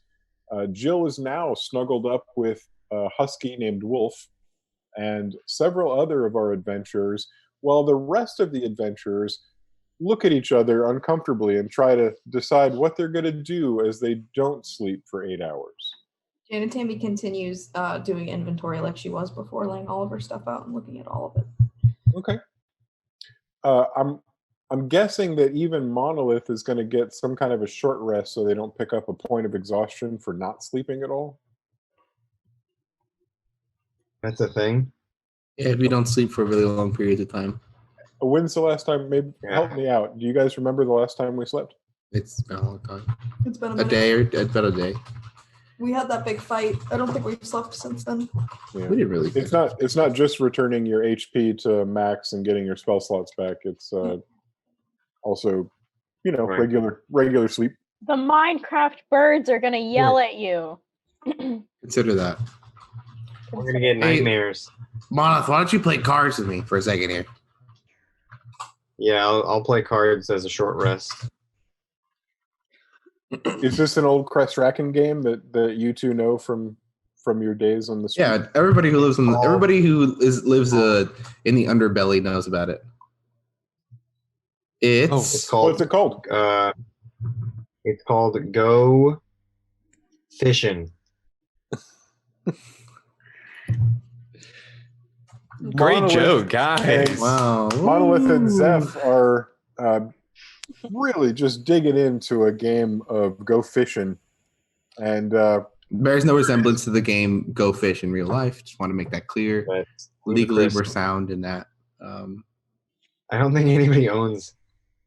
I think it plays exactly like Uno, which implies that Zeph has Uno deck specifically, not even a deck of like regular playing cards, but like a deck of Uno cards. I feel like what? I feel like if Zeph played Uno, it's just gonna go poorly. I feel like it would make her so infuriated. I feel like if she's not gonna win Uno, she is going to get really sad, actually, like really upset at Monolith and like, why are you cheating? I don't understand. Yeah, that's exactly how I picture it. Well, let's keep in mind these cards are black, and on the back of them, you see the words in common, Go Fishing. There's a little fish on a hook with some little bubbles coming out. And whenever you get down to one card, you say, Go Fishing! Because if you don't say that, you have to go fishing for more cards. Yep. Yeah. All right, so as everyone sleeps, and Janet Tammy organizes, Monolith and Zephaniah, how does your card game progress? Well, I mean, I like to think that they're both. Do you want us to act out this? You want this scene, Jason? This is the scene you want? I assume that's what you were building up towards. No, I was hoping we were just gonna like zoom past it. Actually, maybe like roll a dice. A sleight of hand check. Are you gonna cheat at Uno? You fucking psychopath! Uno. I was gonna play it straight. I'm not gonna. Zeph trusts him, so I'm not even gonna like. I don't think she's even looking for him to cheat because it's literally a friendly game with nothing at stake. I have a question. Best time to cheat. I have a question. So if Buddy were to walk over and be the quote unquote dealer for something like this, since we do know what the game is, by we I mean Kipper or Don and Buddy. They would also know. I feel like I should be able to roll a perception check to see if I notice anything. Yeah, but Buddy can't speak to us though. She can't speak, but that doesn't mean that she can't do other actions. He punches me in the face. just like pneumatic gauntlets your face off. I just like Looney Tunes wind up. My interpretation is that Buddy is more of an instruction follower, and when Buddy sees two people playing Go Fishing, which Buddy has seen a million times, he automatically goes and deals. I will say that while Buddy is dealing, there's very little thought going on up here. There's very little looking for anything or trying to interpret anything. It's it's like having a computer deal for you. You're just having somebody shuffle and deal and shuffle and deal. Buddy's done this for groups before. The Uno attack machine can't tell if you're cheating. Right. Yeah. It just shoots cards at you. But see, the Uno attack machine doesn't have eyes, nor does it have an intelligence. You don't know that. I also want to make sure that everybody is aware that Welsh Troll added to the lore on the other side of these cards where you have the numbers usually in a game of Uno, you have pictures of the different fish of this world. That's really good. Oh, yeah. That really reside good. in... Yeah. So maybe even instead of colors, it's like, oh, I've got a 4 carp fantasy card. Yeah. That's what Welsh was saying. Yeah, that's great. Wow, Welsh is really kind of fleshing out our world. I love it. Welsh, can we get 4 fantasy fish, please? You have to name them all. Can we 4 fantasy fish? Jeffrey. Nice. Billingsley. Nice. Tom. I'll leave it to Welsh. Okay. with the card game going and Buddy dealing, intelligent or not, Buddy wasn't instructed to go and try and determine if the game was fair or not. And even if they were, they're not going to get involved in anything that Monolith is trying to do necessarily. We'll say that over the course of 4 hours, you guys play a meditatively soothing game, one that counts as a short rest. And in that time, were you playing for money or for fun? Well, for fun. Literally no stakes at all. No stakes. I don't even have money in it. Okay. And Monolith, you're still trying to cheat to win? Yeah, just a little. Not like, I'll lose a few on purpose. All right. Then just as far as the entire experience goes, go ahead and give us a... I'm not going to do sleight of hand on this. I want to say it's got a lot more to do with your performance and how well you I would argue it's a deception even, maybe. I hear you. I'm liking performance for a couple of different reasons. How is like pocketing cards not sleight of hand? I don't know. You've been nerfed. Bigotry. You've been nerfed. And while you're at it, I'll have good. Well, go ahead. Let's get your roll. Okay, I'll add my performance. To your hey, look, a 20. If I had been using my sleight of hand, it would have had a dirty 20, but now it's only a 13. Wow, that was. What was the number? Wait, where'd you roll? Yeah, that sounds right. On where? I have a digital dice roller. Oh. So let's get Buddy and Zephaniah to see if they notice that. Roll a 12. You don't. I got a 16. Yep, Buddy is well aware of what Monolith is doing, and Zephaniah is not. The game concludes. Monolith is the victor, clearly the winner of the game and of the the performance, the entire performance. And at the end of the 4 hours, you guys still have about 4 hours left for several of your party members to sleep. So what are you going to do now? Hey, Jada Tammy, let me teach you this game called Go Fishing. Wait, look. What? I've got a bunch of cool stuff I want to show you. Oh, yeah, sure. What do you got? First, this is a really cool dragon scale that I found with Monolith that one time. You just found a dragon scale? Yeah. How hard is it? I go like, hard. Very hard? Is that the sort of feeling? Are you asking me? Yeah. Oh, yeah. Hard, like a scale. Almost, it's like biting down on metal plate. Huh. It's really hard. Why? What? That dragon scale. What are you doing? Like, you You don't know. That's how you test if it's a real dragon scale or not. Oh, people can give fake dragon scales and to test. You gotta bite them. No, I was just fucking with you. I just had a great impulse to do it. You just impulsively bit a dragon scale. But I didn't die.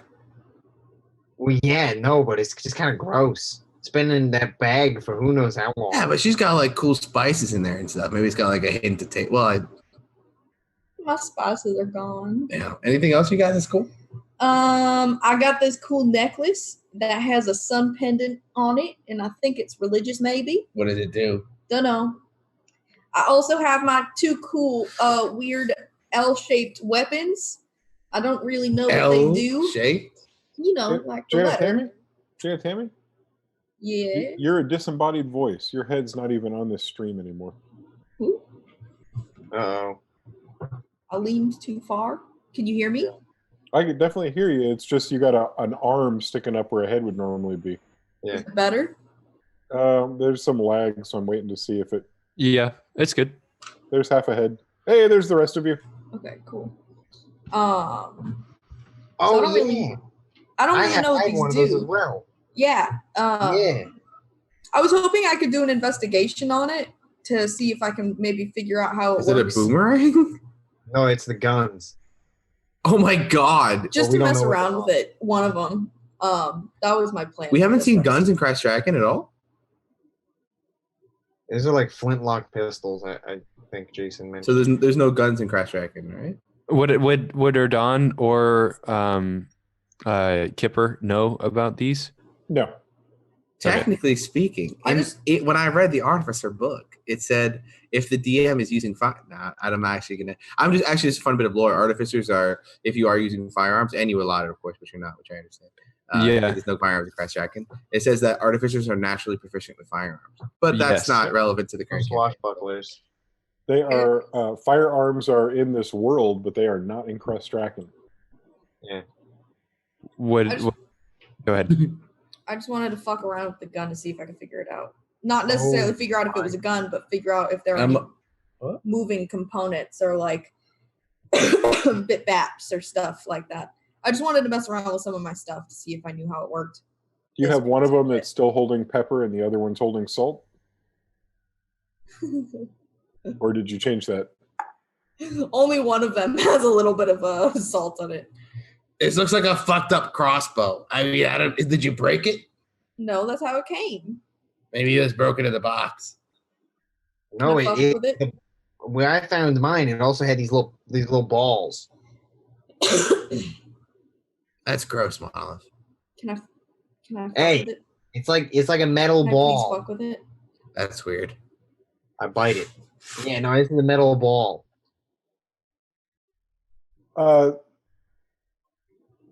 Janet Tammy, if you want to, you're just holding a flintlock pistol, which to you looks like a tube with a handle and a trigger mechanism, and you want to play with it and try to figure out what it does, or just I don't necessarily understand the mechanisms. No, I don't necessarily want to. I don't want to figure out what it does necessarily. I want to figure out if it does anything, like if bits move, or if we just don't have gunpowder. So I guess like we're not idiots. Like I think we could figure out it's a weapon of some kind. I mean, we've seen crossbows before, and crossbows are like. I just want to see if like things move on it. We do have gunpowder. I have vials of gunpowder. Yeah, but we don't know what it right. does. We don't know that it's supposed to be used for that. I literally just want to like. So you're like click, pull the trigger, just pull the trigger thing and like. Yeah. So this is neat, real interesting. That's basically it. I just wish it wasn't broken. I guess. Yeah. I don't think it's broken. Well, what does it do then, Monolith? I don't know. Oh, okay. Well, do you want to? I mean, Erdan and Kipper are pretty smart. Maybe they'll be able to figure it out. Just don't wake them up, okay? Like they get real nasty if they don't sleep. I don't mean like mean. I mean like sad. And it's like hard to watch. Yeah, I wasn't planning on waking them up. Yes, that's me. I'm gonna have you first roll an investigation check, then an intelligence check. Both awful. Hold on. What was the first one? Investigation? First roll investigation. The first one is an 11. Okay, well then you can stop there. Okay. Oh. I just want you to imagine that you're holding this thing that you don't know what it does, and you for several hours do what so many of us do when we're holding any kind of a clicky tool, a pen or something. You click all the parts over and over and over, and you make the little hammer sound go click, click, click, click, click, click, and you push the trigger and stuff. And you don't, as far as the investigation goes, you notice everything about what you're holding, but you don't put the pieces together enough to even begin to start trying to guess if there's a larger purpose. I'm just like, so maybe it's like a music machine. Maybe Angel can play it.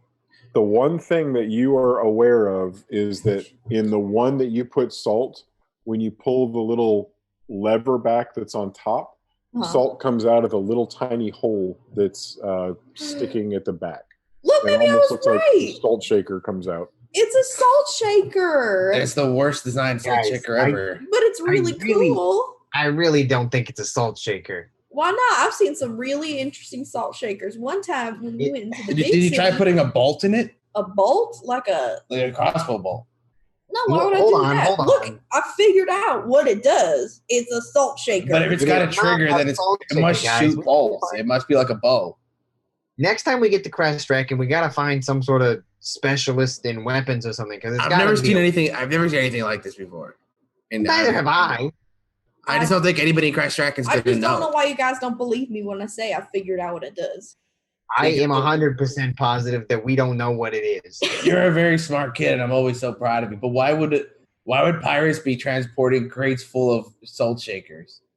Exactly. Maybe they had a lot of salt they needed to get rid of. Okay. Maybe they were going to sell them like civil people. You don't know.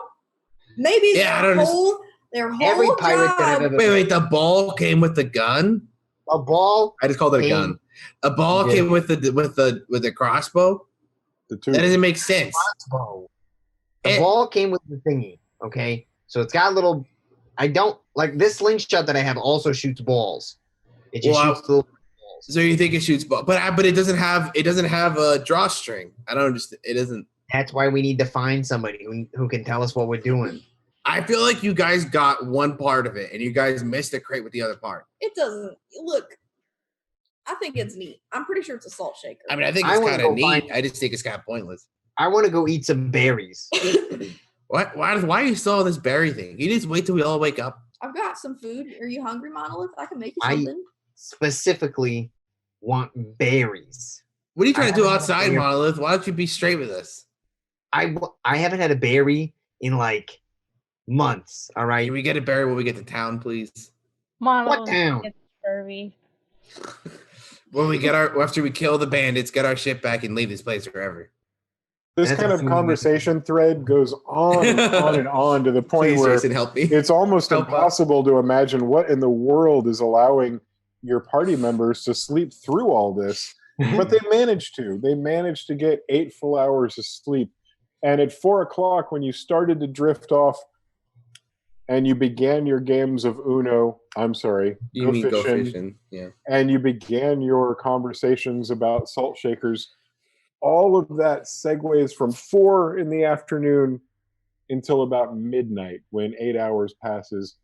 And I believe it's Angel Williams who first wakes up delicately, as you've all become accustomed to Angel waking up, with a snort. And now Angel's awake. I'm awake now. Morning, and as Angel wakes up, everybody else does too. I made a little bit of breakfast. Ooh, is it Scrapple? Is it a what? I love Scrapple, guys. Good morning. Good morning. Hey, well, I love your dog. I also love him. Can you do me a favor? Can you look out for him? Just this is your job. I trust you with. I'll look out for him. You bet. He's safe with me. And I wink at Wolf. I go like, does the dog wink back? No. No. Is it because he doesn't want to, doesn't understand, or isn't capable of blinking? And these are three very, very important questions. Did you just ask if it was capable of blinking? He didn't notice you wink at him. Oh, is that what it is? Damn, that's rough. Get it, rough? Because he's a dog. That was You're barking up the wrong tree with that one.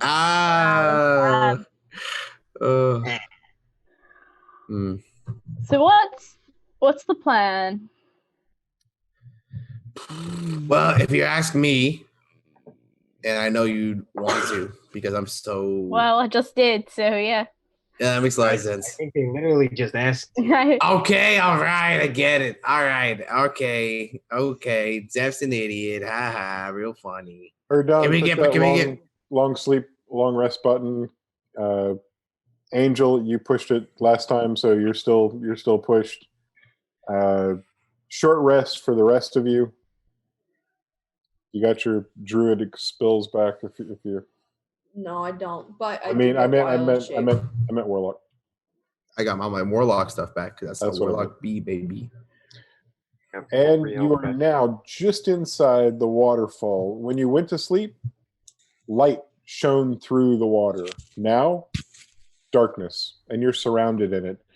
The only light given off in the whole area comes from the green fungus or slime on the walls that's emanating that biophosphorescent green. Yeah, that's good. Like that. That's ambiance, you know. Some ambiance. Well, I think we kill some bandits and we leave. What if we just? I mean, I'm with that plan, personally. I mean, I could try the whole disguise self thing. I'm just saying. Honestly, at this point, I like think we should. I don't. Sorry. No, you go ahead. I don't want to mess with a big snake. I mean, 20 people, I feel like, and I know. What? By being out here, we're kind of messing with the big snake because we did. No, we're past that. We're past the big snake thing, man. We're fucking I so feel like past if it was that. angry, it would be here right now. No, I don't think it can leave, which is to our advantage, and we need to fucking leave this place and never come back. So what if we just leave? Like, why are we trying to go? Because the bandits have our airship now. The airship's broken. That you remember we saw as we were going over, they have a bunch of broken airships. So they probably came, found our airship, and dragged it back to their camp. Well, yeah. Yeah, but I don't know for sure, but at this point, it's fight the bandits or like not die to an ancient evil. Yeah, like it's like we have a chance with one. So you guys are forgetting the third option. What's the third option? I don't think the third option is a good idea. And I'm going to be straightforward with you. The other options aren't so great. It's either trudge through a mountain, fight 30 bandits with only 5 of us, or feed a naga. Hey. Why don't we head back? Wolf is here. We also have Budgie. I love Wolf. Wolf's a great dog. But that 30 is still, they'll still kill us. I'd rather fight 30 bandits than an ancient slumbering beast of eternal power. I have fireball and I'm unstoppable. Zeph, can I ask you a question? You can ask me many. What is your... Do you actually think we can take the bandits? Like, do you really think there is an inkling of chance that we can do this? Because if so, then that is our best option, because it seems like you don't have a single inkling for this Naga, and I'm willing to take that chance. I'm telling you that I've been killing people for a long time. And I understand people. I know what it's like to fight, a group of people. And maybe we're outnumbered. But I'd rather do that than fight that thing. I don't think it's possible. Do you think we're not going to fight it? Though? But I don't think we should even interact with it if it's as ancient and evil as you say it is. I think we need to forget that it happened and move on. It's not evil.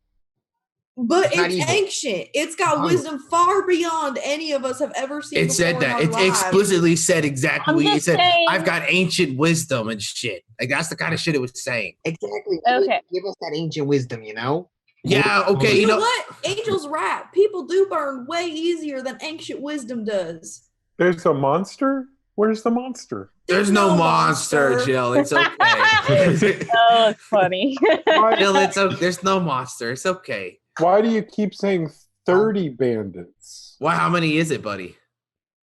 It's not 30. I've been watching them. You keep saying 30. Did you count them? Did they How many get more? did you count? How many did you count? What? How many did you count? I counted at least 30 minimum. You know. How many did you count, Jill? Are there more? No. Less? 15, and that's only if Okay, we'll Oh, that's easy. We got this. that's Come only on. that's only if they all came back from their last raid. Oh my god. Sometimes when they leave their camp, I'm able to go in and get some bits of food. But I mean, that's only if they all go on a raid. Other times they're all there, and I don't even try to sneak in because I can't sneak past. Oh, 15 of them. that's actually really cool news. Cover your ears again, real quick. Angel just starts to Okay, this is a fun game. Oh, hey, wait, can I guys gather? Angel, I know you're anxious. Can we do a quick, like 10-second huddle? Okay. Angel rolls his eyes but walks back. There's few things in this world that I would consider completely unforgivable crimes. One of them is slavers. And I know, Monolith, you feel the same way because we both grew up in the same city. We both know how we deal with slavers in Grass Jacket. Maybe I'm a little confused. Yeah. What? Like, what are they doing? They seem to be shooting down airships, capturing the people, maybe selling them off, and taking their airships and all their stuff. Like selling the people? Yes. Yeah. You can't sell people. Well, have you ever heard? No, you can't. That's exactly my point. Yeah, you can. I know. You really. Yeah. Well, you shouldn't do it, but people do. Yeah. I mean, it's illegal in the city. That's fucked up. Yeah. Yeah. We all agree on that. The gang explains slavery. Well, okay. So, I mean, I was kind of glad to kill these guys to begin with when they were 30. I was kind of like, well, we might die. But I would die doing that. This is 15 guys. That's like a joke. Let's go kill these guys. What are we doing? Let's go. I'm tired of talking about it. Let's go. Yeah, let's just go like fucking kill some guys. Yeah. Are we gonna be? We're gonna like sneak up on them and stuff, right? Maybe like. Yeah, we're gonna sneak up. Yeah. I'm glad we've have a solid plan of what we're gonna do, but now how are we gonna? I surprise attack them. Bam. Fireball. And then, well, shouldn't we make sure they're all in one area? Maybe we can get a distraction going. We should try to be careful also not to blow up the airship. Yeah, so maybe we can make a ruckus outside of the camp, get them all out in one area. Oh my god! Then, how bad is it to use Jill as bait? Is that like how bad? I was gonna be bait. Like, hold on a second. Well, he's like 10 years. That's fine. We have Buddy. Yeah, Buddy. How fast is Buddy? She's pretty fast, I think. Could you use Buddy as bait we lure them into a smaller area and then Angel just. You know what I mean? Like gives him the hammer. Angel, you said you can disguise yourself, right? Yes. You disguise yourself as Jill. Well, and then when they get closer to you, you fireball them. Now we're thinking. Well, that puts Angel in the radius of fireball. Then. No. I mean, they just have to get a certain amount of feet in front of them. Yeah, as long as they're not near anything we don't want blown up, and I can like make sure it's not near me and my business. I would just rather risk a robot than one of us. Yeah, that's fair. As much as I appreciate Buddy or not. But can Buddy make a distraction big enough to lure them all outside to their camp? Yeah. If we only lure out some of them, there's less than. That's 15. Fine too. Yeah. See, I also we also could make Buddy like, I don't know, like 12 feet tall, and just have her go stomping around. I feel like they would run away from that, would they not? Like, I feel like that would do the opposite of. Yeah, we can't make her too scary because then they'll give up. That's a good point. Okay, what if I make her like 2 feet tall? Well, then they won't see her. She's fine how she is. She's fast, right? Yeah, she's pretty fast. Well, okay. I say we remember we okay. Yeah. Let's go. Try to get back to the airship first. See if it's still there, and see what we see. If we see a smaller group, I say we just fucking hit them as fast as before they have a chance to regroup. And then if they're not there, then we can start sort of hiding ourselves around the opening. And then Buddy goes out and lures them back, and we So do some recon first, and then do it. I feel like recon never really works for us. Yeah. We could just walk in there and kill them if you want. We're not very quiet. Yeah, I feel like we shouldn't. I thought we were trying to lure them out. Maybe Angel, what if you do one of your famous plays outside of the opening? I don't work for free. But I mean, afterwards, when they're all dead, we can take all their money. I think Monolith's hard to see in the best of times because he's, a low life. All right. Good at skulking around, I can also make some noises on some things and turn but I think recon first is okay. If we send just Monolith, he's hard to see in the stone. I don't mean that in any offensive sort of way. And he's also, he's pretty sneaky. We let him sneak up ahead, see what he sees, and comes back, and then we finish our plan. You know what? I like that idea. Who's in it? the distance? In the not too far distance, from behind you, you hear a voice say, "Bill, Bill." I'm leaving. Is it coming down the tunnel? Who's Monolith. Oh, that's You you. hear the sound echoing off of the stone walls that you've been sleeping in. What if we left? Right now, let's go. All right, hey, remember all that planning stuff? I think plan now is to go out there and kill everyone as fast as we can. All right, great. Whoa. Good work, team. Let's go. Rick, go. Giant team starts going. We're sprinting. I throw on my cloak. Tammy leads the group out through the waterfall opening and out into a very dark. I guess it should seem to you like you're in the middle of a 1,000-acre plain because it's so dark. You can't tell that only 20 feet away there's a stone wall, and another 40 feet away in another direction there's another stone wall. How many of us have dark vision? I have dark vision. I have dark vision. Wait, why does dark vision matter? Lisa probably has dark vision. I have goggles. I think we all have dark vision. Yeah. Yeah, well, y'all can go to hell because I'm describing the darkness that you're in. You sit there and don't see shit because I said it. The darkness that envelops you makes it so that it's as if you're in a plane of darkness, keeping you from being able to see anything. Right. Maybe some of you perceive that in the not too distant distance, there is a wall of stone that you may have to walk around or get up and over. But all of you can hear the running water near you. It's a sound that you've grown accustomed to and one that you slept to and played your favorite game, Go Fishing, to. Love Go Fishing.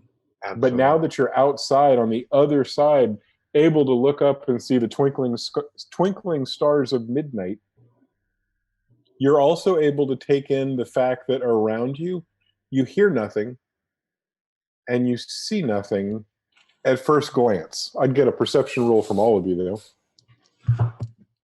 Do I get 2 because of Buddy or no? Hey, Google, can you roll a d20, please?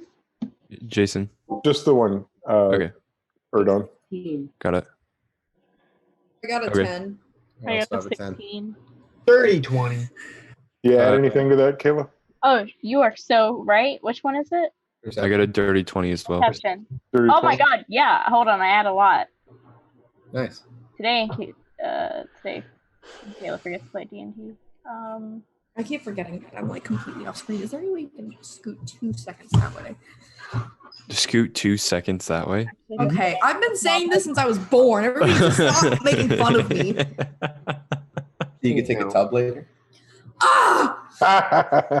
Hey, you can't do that. You did this. Mm-mm.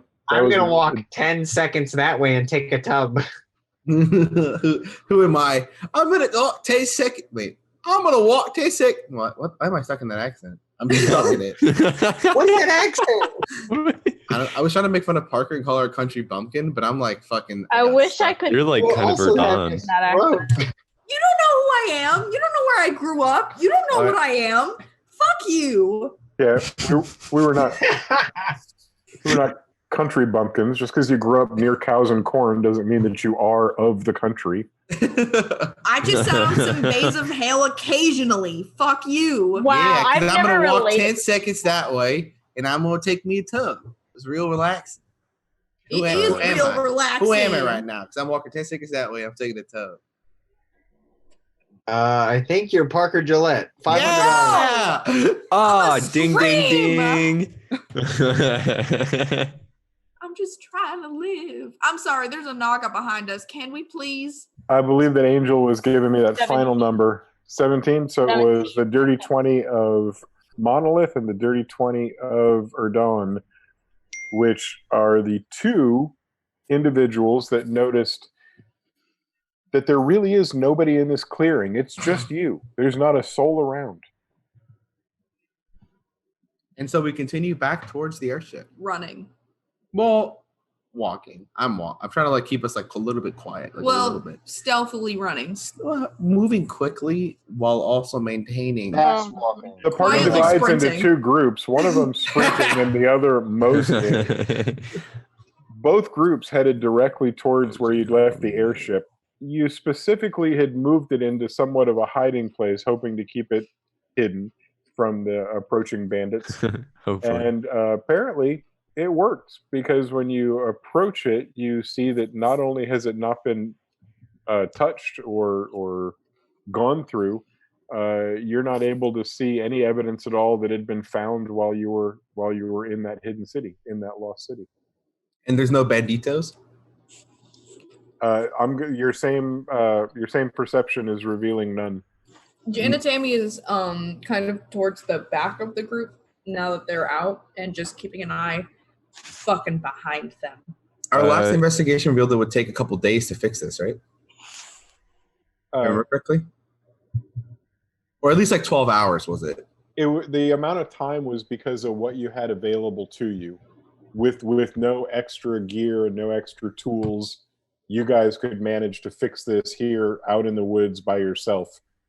It was guessed that based on what you saw, the parts and the pieces and the tools at the airship junkyard look like it would cut your time of repairing the ship in like a third. So if we hypothetically attacked a bandit camp full of supplies and killed them all, reduce our time to a third. Isn't that the point? Correct. Isn't that what we're doing? No, that sounds like plan then, yeah. Yeah. And we try to get in Correct. character. Well, if we stole all their gear and parts and stuff, it would make this whole thing a lot easier. Also, I want to kill them anyway, so let's do it.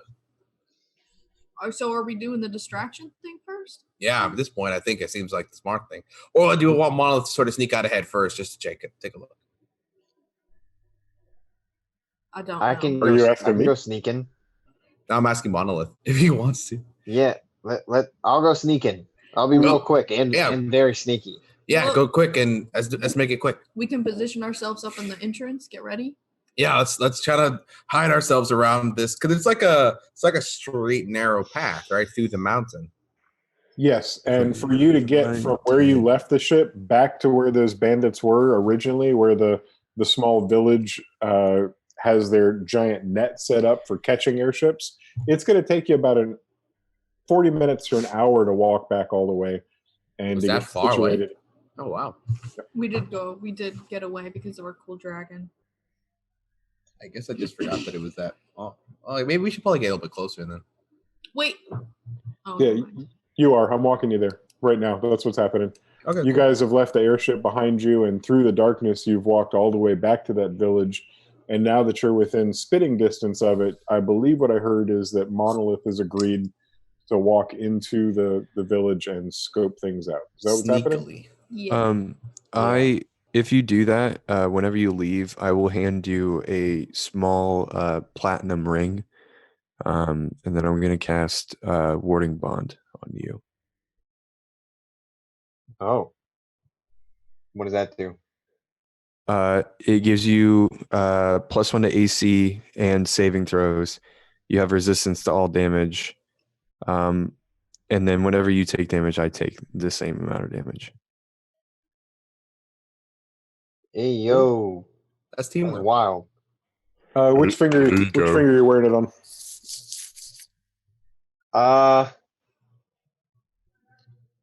Does Monolith wear jewelry Index actually, finger. or no?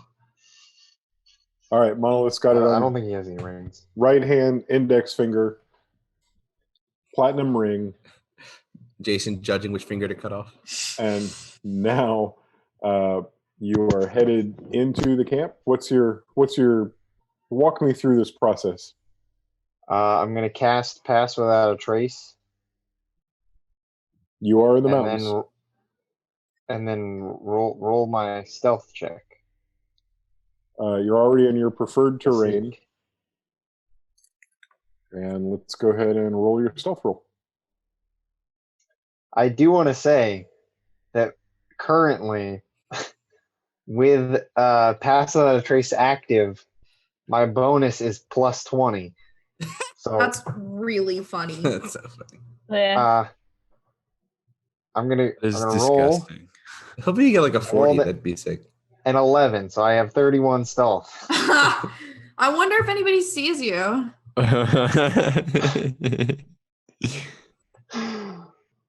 Their guardian dragon. You walk in, and I would like to just paint a quick picture for you. You've only seen this place from the air, and from the ground you got. Right. Is that true? Yeah, I'm sorry. It was the two. It was me and two others Janet that hit Tammy the were ground. on the ground. So for Monolith, it's the first time he's seen it from ground level. And Monolith, what you see is a series of buildings that look weathered and worn, a few tents that are set up next to those buildings, some streets that might have held traffic earlier in the day, people walking up and down with carts maybe. But right now it's all completely desolate, and you see a total of 4 points of light. One of them is a fire that's burned down to embers, and 3 of them are lanterns, which are turned very low and hanging on poles that run down the main center street. Aside from that, you don't see any movement. So a little bit of light, no movement, and as you walk around and take in where you might see some various individuals, around that glowing orange fire that's burned down to coals, you see 4 people that are sleeping. 2 of them are kind of leaning against one another, and the other 2 are curled up on the opposite side of the fire, separate from each other. And Wait, can I clarify? Are those gay bandits? I roll for Gaydar. Shit. It's not very. Wait, what do I add to Gaydar roll? Is it charisma? You're not even in there. So That's true. Well, okay, can I ask Monolith to roll for Gaydar? Because his sexuality is in question. Can Monolith all right, I'll roll a rainbow colored D20? It's kind of funny you say that. The Google dice is rainbow kind of. That's good. It's not Roy G. Biv, but it is the rainbow color. I have the gay dice. That's true. I rolled a 19. Okay, so we've got 19 on the Gaydar. What are we getting here? No, it's a 19 on the Kenzie scale. Holy shit! Oh my! That was good, Cameron Cole. That was very good. Thank you. Cameron Thank Cole, that was a you. good one. You did a good bit. Monolith has like ascended. Finally. Cam was waiting this whole time. You keep on throwing darts. One's gonna hit the waiting. target. You know, like one of them's gonna do it. Eventually. Hey, Zoe, I know you're still here. Can we clip that, please? Monolith is using his perception, and from what he can gather, no, they just fell asleep leaning against one another. That was good, That's like Cameron Cole. that was very good. Thank you. Cameron Cole, that was a good one. You did a good realize bit. that they're Monolith has like ascended. Finally. that will drive Jason. them to think that None of them are waking up. You for keep that on joke. throwing darts. One's I gonna was hit the waiting. target. You know, like one of them's gonna do it. Eventually. Were you going to let them live if they were in fact gay? No, definitely not. I'm just really curious. I was just very curious. I'm an equal opportunity murderer. Yeah, Right? precisely. I kill people regardless of their sexual orientation, race, nationality. Okay. That's funny. All right, Zoe, definitely don't clip that last part.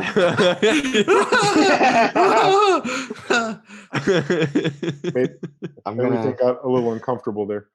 But for now, Monolith, you also hear some snoring in the not too far distance from the fire, and you walk over to one of the larger tents.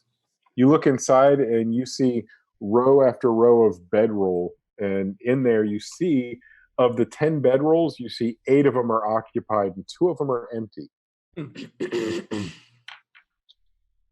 Okay.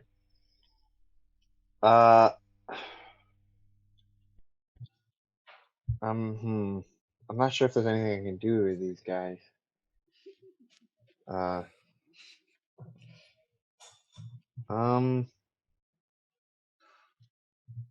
Is there what's the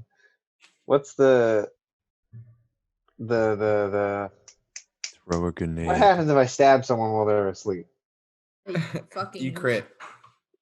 Is it just an automatic crit, or It's an automatic crit, but they don't die necessarily. They're technically like incapacitated. Yeah. But they and could. you also get to if he roll has- with advantage. Yeah. It's But if they practically an have- auto hit. If they have enough HP, they will wake up and scream. right? That's what I'm afraid of. I kind of want to stab the 2 that are outside, but I also don't want to wake Well, up. it was the else. 2 guys sitting next to leaning at each other, but there was 2 other people at the campfire as well. There was 4 4 people total. at the campfire, 8 people sleeping on bedrolls, 2 empty. 2 empty bedrolls. We should have gotten Angel in with you so they could have just fucking fireballed the beds. Well, Fireball. I mean, they're still Yeah. asleep. Well, I I mean, just that's mean- Too late to come out and say, "Hey, Angel." okay. So I'm gonna look around a little more. Are there any other tents? Can I see any other sleeping people? I would say that you did check all the other structures and buildings, and Okay. this is the only place that you saw people, and the only place that you are sleeping people, and the only Okay. evidence of people that you've seen looking around.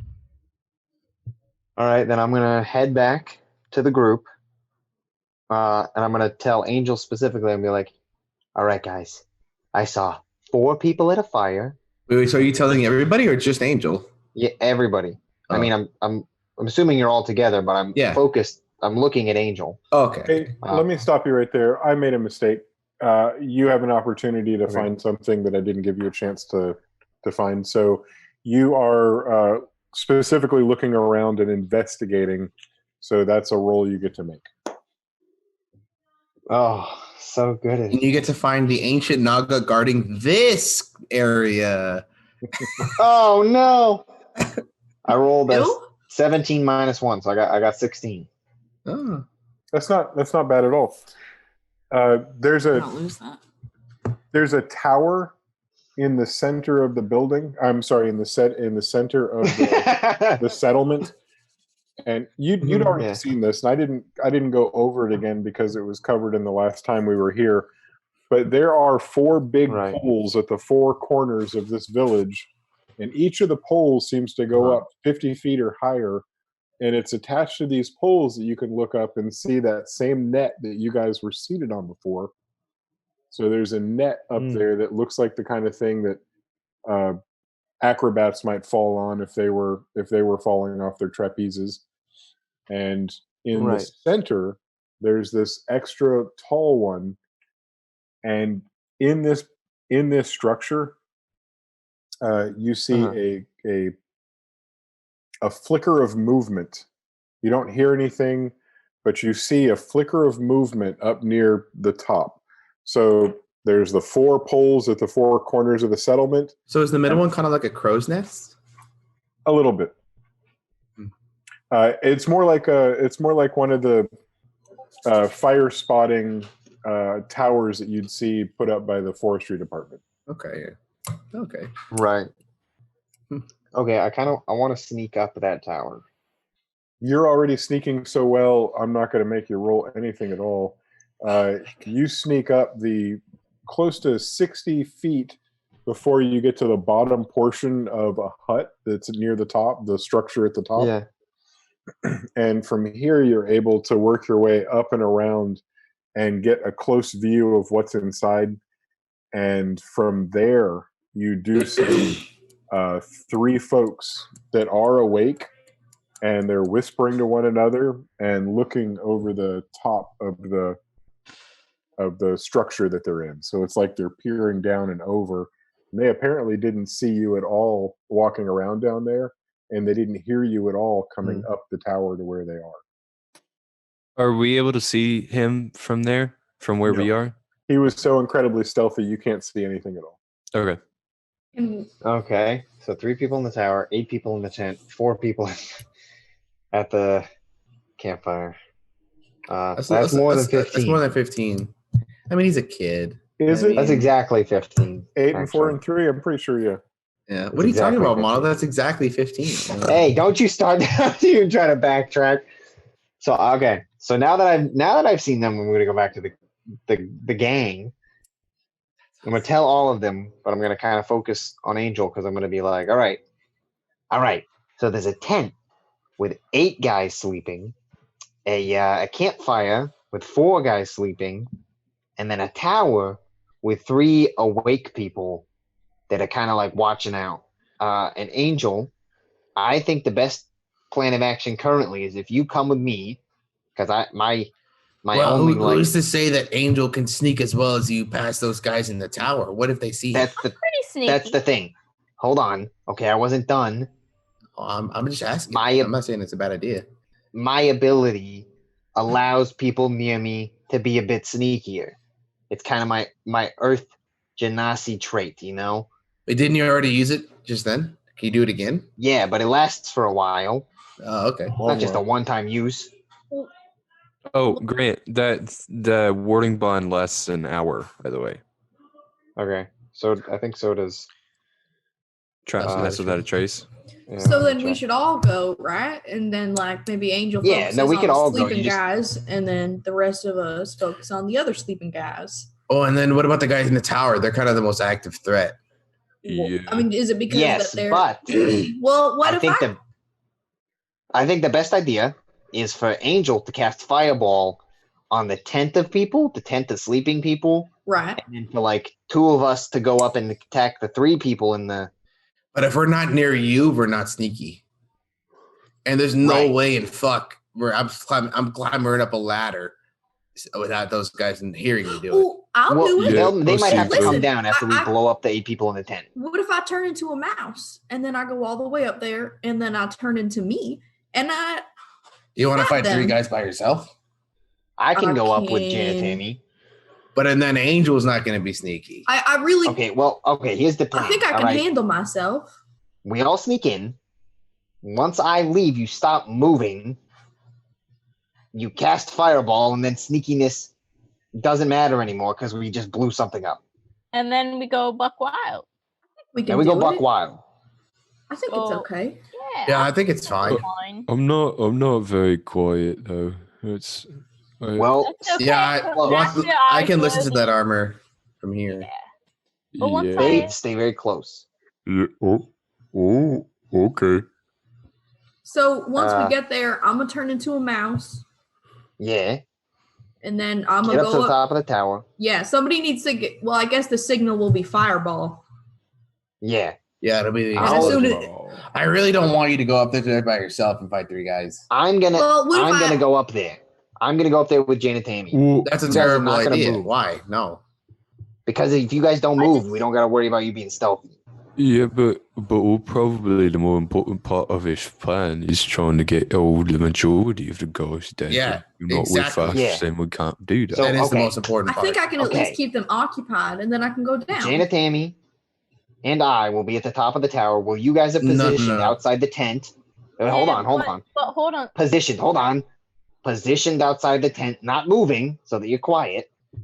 Then when if you leave, they might see us because we won't be under the effect of your like special thing that you do. And they're watching. You said that they're watching. I just feel like the guys up there are watching. I cast Fireball and then we just fight who's left and I Yeah, think that's what I was gonna say. micromanaging who gets who is a bit. I don't know. Yeah. Okay, so after you I cast say Fireball, fuck it. Let's just all go together. Kill those 8. Angel just blows the fuck out of those 8 guys, and then we just kill who's left. It would be almost one on one. I'm afraid that the guys up he's using Fireball. What are you talking Are about? going to be like rangers of some form, like long. If it's an issue, I'll grab somebody and bring them with me up there. You know how I can move really far now? Yeah, I don't want you to. I know you can't do it very often. I really think I can hold myself up against 3 guys. I think that if it becomes an issue, I'll get us up. These decisions take too long. We're gonna go in. Yeah. Angel's gonna blow them up, and then we're gonna fight. All right, let's go. Okay, let's do that. 3, 2, 1, break, go. Break. So you guys get +10 to stealth rolls, and you leave no tracks or traces. Woo!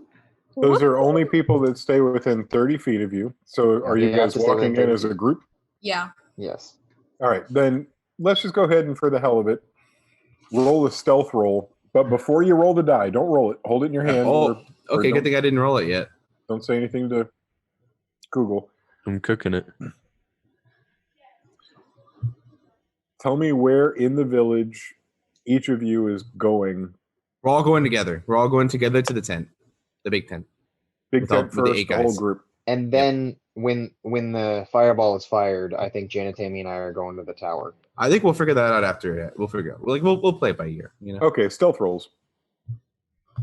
Am I rolling as well? Yeah. Let's roll you again. Hey Google, roll a d20. Oh no! You rolled 4. Oh. +10. I got a 21. I got a 24. 21 as well. I got a 27. Oh. You have disadvantage, right? Yeah, I rolled a natural 20 and then a 6. Oh. That's but so +10. So heavy armor is a bitch. 14. Yeah, but it's only +8 because I have a -2. Oh wow. Angel, do you add anything? Yeah. So plus 14. Yeah, 14 for Kipper and 16, Erdon, right? And 16 for Angel. And I got then okay, Buddy. so 14 for Kipper and Erdon. Oh, I grab Wolf. I don't grab him, but I go down to his Okay. level and I hold his little head and I say, "Look after this child, Wolf." And then Does he wink now? No, he licks your face. I give him a scratch. dirty 20 for Buddy. So 14 and 20 for me. Okay. That is enough to get past the sleeping people. And what was our lowest number? 14. Yeah, that's still very quiet. Nobody's like trying to start a fire or anything that would get the attention of people. The 3 people in the guard tower are so high up, and there's a lot of darkness to obscure you. You're obscure. I also have the Cloak of Elvenkind on as well. Oh, so you're quiet. Your footsteps. All right. Yeah, I don't have it's not the boots of Elvenkind. That's the boots of Elvenkind. What does the cloak do again? The takes away your cloak disadvantage, right? no, it's just people who try and make perception checks on me, or when it's to hide specifically, then I have advantage and they would have disadvantage. It basically is just like a cloak that blends into the surroundings. So it's not so much that I have advantage on stealth checks when moving, it's when hiding specifically hiding. or somebody Okay. looking for me. That makes sense. And since they're just looking in general, they still don't find you. You make it all the way to the tent. You do pass by that burning ember fire. You do hear some light snoring along with the breathing that's coming from there. And you guys still tiptoe. And even the little bit of noise made from Erdon's armor cha-ching, cha-ching, cha-ching, doesn't wake anybody up. And you make it all the way to the tent. And it's now that you're standing outside of the tent that has the 8 people sleeping on bedrolls, the 2 empty bedrolls, and a tent that's shaped a lot like an A-frame house. It's rectangular. It's about 6 feet tall, and there's a peaked roof in the middle of it. The entrance that you would walk through to walk into there is the same kind of entrance you'd see on an army-style tent. Hanging curtain doors that you would pull back and walk into. Can I take a look at them real quick to make sure we're not about to like blow up a bunch of children or something? Yes, you'd like to take a close look at the people that are sleeping in this tent? Yes. All right, perception check. Telepathically to all my Monolith. rolls have been like really shit, telepathically, just like that. Are these the people you're talking about? What do you, in my brain, I say, what do you mean? No, he's talking to. To Monolith. Oh, Monolith. Oh, me? Yeah. Yeah. Are these people you're talking about? Yeah, these are the people that Angel's gonna use fireball on. It's a 10, by the way. It's they appear to be sleeping people. It's really kind of hard to get a handle on their nature or even what maybe their jobs are during the day.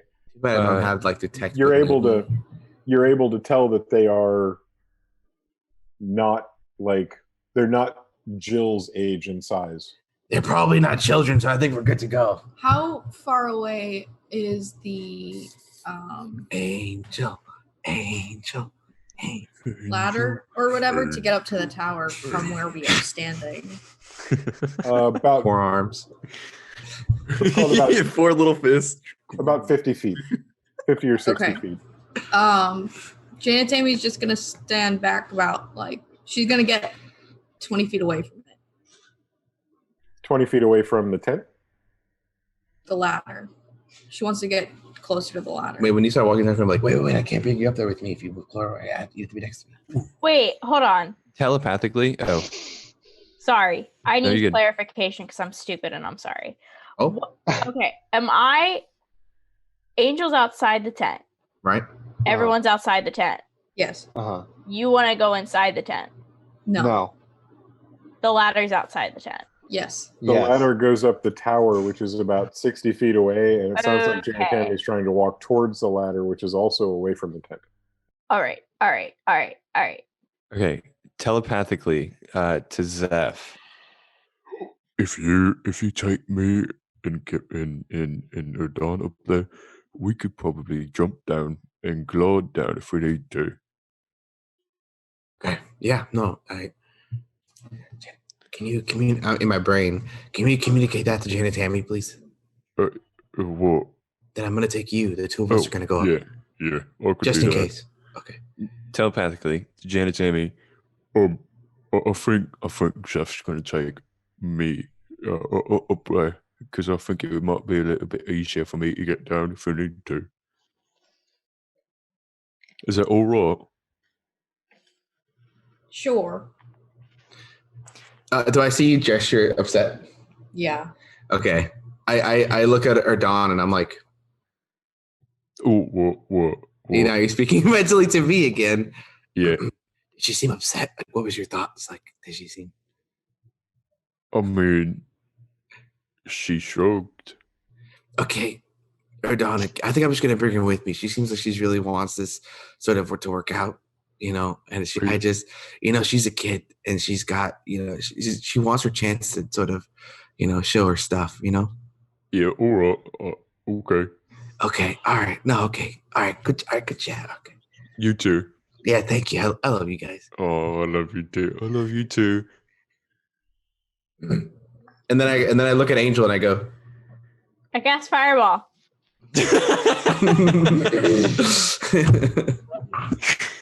So we don't have a map. We're just Good old doing classic. theater of the mind. I'm guessing you're aiming that for the center. we should use roll 20 next time. Yep. Hey, one thing at a time. I mean, the fact that we're streaming tonight is just Yeah. let's count our blessings. Let's count our blessings. It's all thanks to the angel known as Zoe. Thank you, Zoe. Thank you, Zoe. All hail Zoe. Thank you, Zoe. So let's have you roll that fireball damage. And it's crit too, right? So it's double. I don't know if you can crit double magic. damage. No, I think it's just full damage because they would automatically fail the. Yeah, they don't dex out. Right. Okay. Hey Google. Wait. Oh, I'm sorry. So it's not an automatic When it comes crit? Well, yeah, I don't think you can crit magic. No, you can't Crit crit magic. They You would just you auto can crit magic fail. that you attack at people, but not the one where you have to roll a saving throw.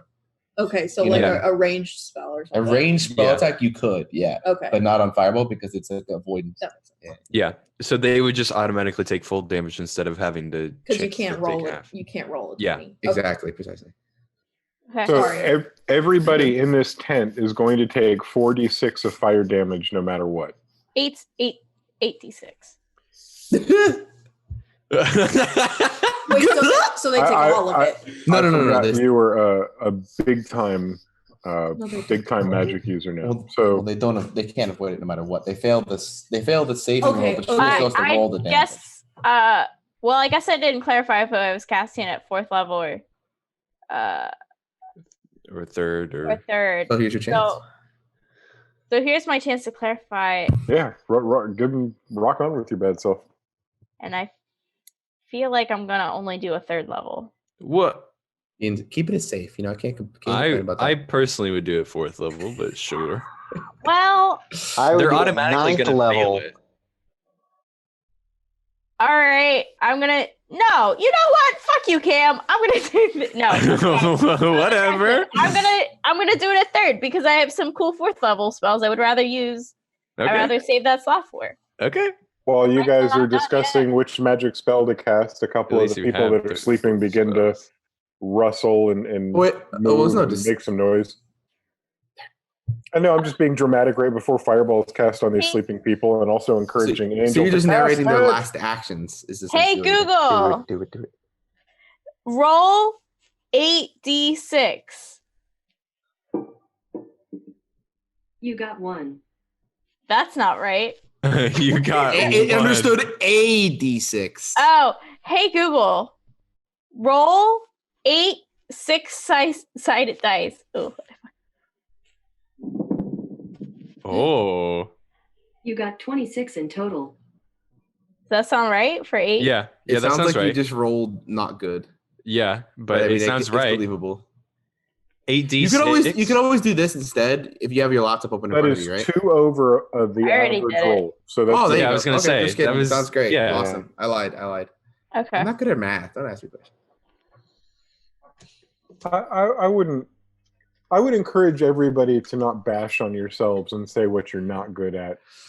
Yeah. I would say that you, Tristan, are good at math, and I would say that you, Kayla, are not stupid. So you should never call yourself stupid like you did about 5 minutes ago. I was going to call you So out on help that, us. but instead, I would encourage you to focus on your strengths, which are how amazing all of you are. Yeah. Also, That energy in here. Thank you. I would encourage you to note that in one fireball, you killed 8 bandits. And I don't want you to think that they just Hold died on, in hold on. their sleep. It's party time. It's Wait, party time. Yeah. I don't want you to think that you just killed them in their sleep. You cast fireball in the middle of this tent. The fireball erupts.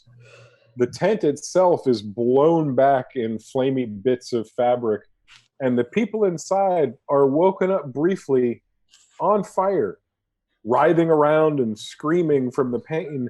It doesn't take long for it to envelop them, scorching the outside of their body, burning Jason. their lungs, Jason, you're the reason I have nightmares. and they all die peacefully right after that. There we go. Sure. Did they come to terms? Just wanna- like the witches. I want to. Oh, were you finished? Sorry. Monolith? Okay. Monolith, since he wasn't a part of the telepathic communication, starts running towards the tower. Yeah, that's fair. Yeah, Jason Okay. does the same thing. I guess. Yeah, I'm gonna. You showed us the. Did you show us the campfire where the 4 guys are too, or no? Yeah, we Right had to next- like it's walk right past outside. it. Okay, Yeah. then I'm gonna start walking towards those guys. I guess. Well, I guess we got to Uh, roll the entire- initiative. The entire time that you guys were talking about the telepathic thing, I was like, "How is this just gonna go? I don't." That's fair. That's fine. That's fine. We're fine. We're fine. Yeah, it's okay. Okay. Like all of them are dead right now, so I think it's okay. Yeah. Well, I was a little afraid that they weren't going to die. I was only slightly concerned. The surprise round has come and gone, and we are now with the remaining enemies that you have gonna have to go in initiative order. So go ahead and roll that. Don't forget to add your dex. And I'll ask Monolith, what'd you get? Yes. D20 roll. Plus dex. you got this. There's you a got lot. this. I got a total of 8. Nice. I rolled a 1. Our rogue. Oh my god. And Angel, what'd you get? That's what you like to hear. I got Love the rogue getting a a 1. 15. Wait, it's initiative. Dex. I got a 17. Our resident flip wizard. I gave up on Google. Cam. Now we got Google. I got 15. Erdon with a 15. Jan and Tammy. I got 18. 18 for Jams. Zeph. 13. Can you roll for Wolf? He stayed back with Jill. Just roll for in case. Oh, like there's some guys out there. Holy shit. He rolled an 18. Parker. I don't know if he gets a bonus to initiative rolls because I don't have that card on me because it's with the other D&D stuff. His dex is a +1, so he's a 19. So he's got a 9 motherfucking team. Ah!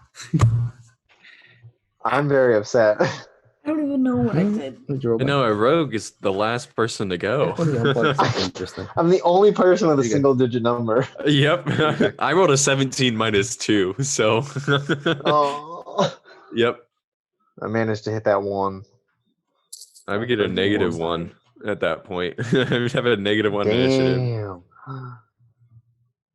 Everybody has to go twice before you get a turn. Honestly. Tammy, what are you doing? Slow. The fireballs just erupted. You briefly heard screams, but they stopped quickly. Yeah, they did. Party time.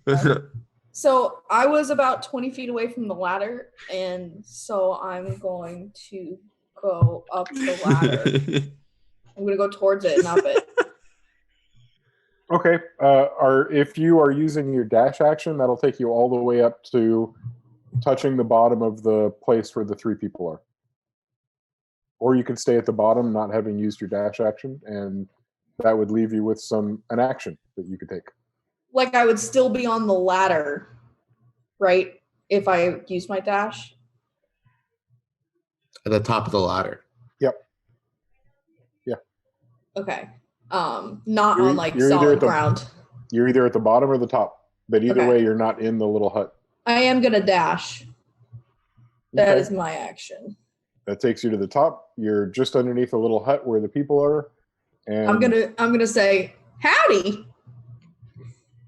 Okay. And that's it. You say that, and Angel. Angel is going to. Okay, so I just blew them up. The tent's gone, or it's not gone, but it's Light them up, up. Light them up, up. Are there Up, on fire. Bandits moments before death. Do I see? Can I see any other bandits in like range, like 30 feet, within 30 feet of me? Are they all dead? Was there only 8 of them? In the tent. They're 10. In the tent, there's the fire ones. There One of the were campfire. Can I see the fire ones? That's what I'm asking, I guess. So you walk past them. You'd seen them before. All right, then I'm gonna run towards If you turn them. your head, you'll see them right there. Yeah, I'm gonna go and attack them if they're 30 feet from me. Yep. I'm Your movement puts you right next to them. I'm gonna hit them With what? Oh, I think we all know. with my rapier. Well, you're stabbing a guy? Damn. I'm shocked. Then I take it back. What do you think I was gonna hit him with? Fireball. Well, I only get 3 of those bad boys at a time, so. It's time to stab. Oh, I gotta roll that D20, right? To hit. Yeah. Yeah. And there's 4 of them. All of them are standing, and they're pretty much in a cluster around the fire now, looking towards the remnants of the burning tent where their compadres used to be. You know what? I take it back. I'm gonna cast Fireball. Oh my god. You're gonna hurt Jane and Tammy. Isn't Jane and Tammy up there? No, she's in the opposite direction. No, Other direction. I'm just gonna do it. I thought about it. I'm all about efficiency. So I'm gonna roll. They're going to roll their dex, and then you're going to roll some damage? Yes. Because you said yes to Fireball. Yes, Fireball's happening. And what's your spell DC or your Oh, that's right. Spell save DC. It should be 15, isn't it? I thought it was 16. Oh, is it 16? It's 8 plus 3 plus your charisma stat. What's your charisma stat? My charisma stat is. Isn't it plus 4? It's plus 4. It's 18. So yeah, then it's 15. It's 8 plus 3 plus 4. Yeah, 15. Yep. 15. Yeah, it says it right here. D&D Beyond says it right there. That's the one. Yep, that one. 15. All right, here comes they're all going to roll their dex at the same time. And they're all gonna fail. They all failed with a 7. Yep. Nice. I made a mistake. I made a mistake. We all make mistakes. 23 is the damage. Wow. Parker, you're off screen again. This is the part where Kayla kills an entire bandit camp by herself. If I did, I'm gonna feel real good about myself. I'm just letting. I do.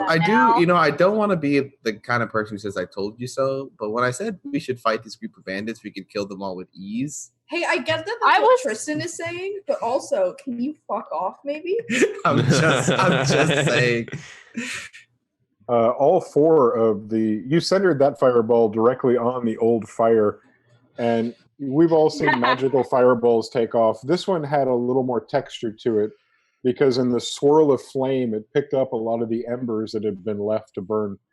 And while they were dark and light orange colored a moment earlier, when caught up in the fireball that Angel cast, they come to life and bright orange fireflies begin to circle the entire fireball. And it doesn't take long for them to make quick work of the 4 bandits that were sleeping around the fire. The 2 of them that had been sleeping together embrace one another in a loving hug as they die. Not, you determined that they were not a couple necessarily, but they did take comfort in each other in their last moment. Goodbye, brother. This being, we go to Valhalla. After years and years of capturing others and selling them into slavery, they die together this evening. And that's a good. They think they're going to Valhalla, but they're definitely heading to Helheim. Yeah, that's correct. Angel, I'm going to leave you there and send it over to Erdon. Hey, it's up. Is there anybody else around, like alive? Tower. You and Zephaniah are standing next to one another. Okay. Monolith. Oh, you hadn't started moving yet. Go ahead. No. My pop filter's being all fucky. Let's see. How far away is the tower from where we are? About 50 feet away from where you are. Okay.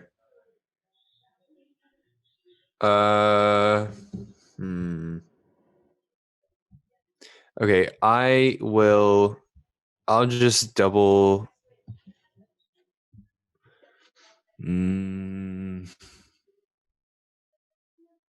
How far away are the people in the tower from us? Well, 50 feet away from the tower and about 60 feet up to them. Oh, okay, then never mind. Okay, I will get as close as I can, 30 feet. And then do you think I would be 60 feet within them now or no? If not, that's fine. What are you would trying have to to do? be you would have to be 60 feet away if you were at the base of the ladder. Okay, yeah, because they're 60 feet up. Yeah, I'm dumb. Never mind. Okay, then I'll just double dash up as close as possible. What's your movement? 30.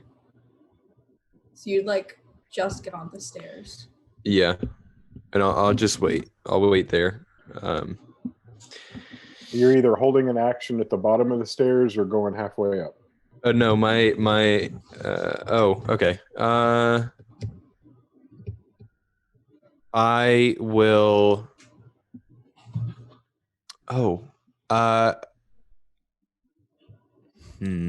Okay. I'm just gonna hold an attack action in case any of them come down. Okay. And then Buddy's gonna follow me. Okay. Normally you would only be able to make, with climbing you do it at half speed, but I've got, that's for the kind of climbing that requires you to look for handholds and stuff. As far as I'm concerned, climbing a ladder or a set of stairs, you get to move your same speed with that. Okay. Zephaniah.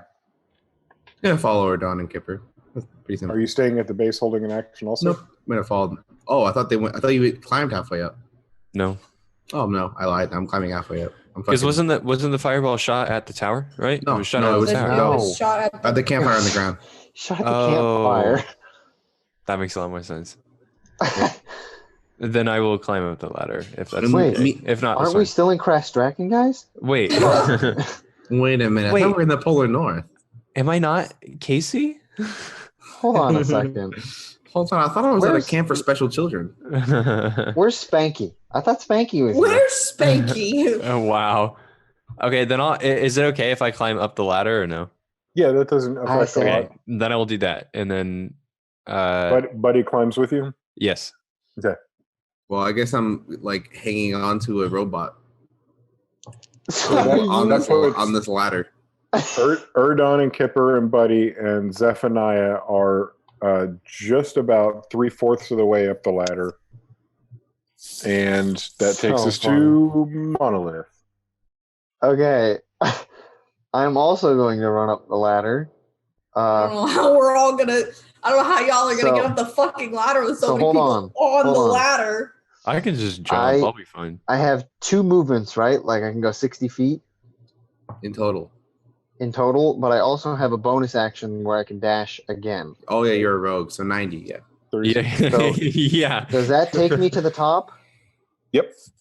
Okay, I'm You're climbing like over our bodies as you like. I'm like, get out of my way. I even action at all. I can even put you at half speed when you're passing them, and you still have enough to get all the way up and over the top. Okay, I'm gonna get all the way up over the top with all of that movement, halved and whatnot. I'm gonna get to the top and be like, okay. Okay, yeah, I'll come for you guys. You get it. You get the idea. Oh, don't forget that you still have the warding bond. Yeah. All 3 bandits look at you and go, "Oh, well, we figured something was going on," and they pull out swords. Not swords. Wait, are Monolith and I next to each other? Question mark. No, you weren't able to make it up and over because you weren't a rogue. Monolith was the only one to get up and over with the bandits on the top platform. You're just underneath it, while the rest of your party, minus Angel, is 3/4 of the way up the ladder. Okay.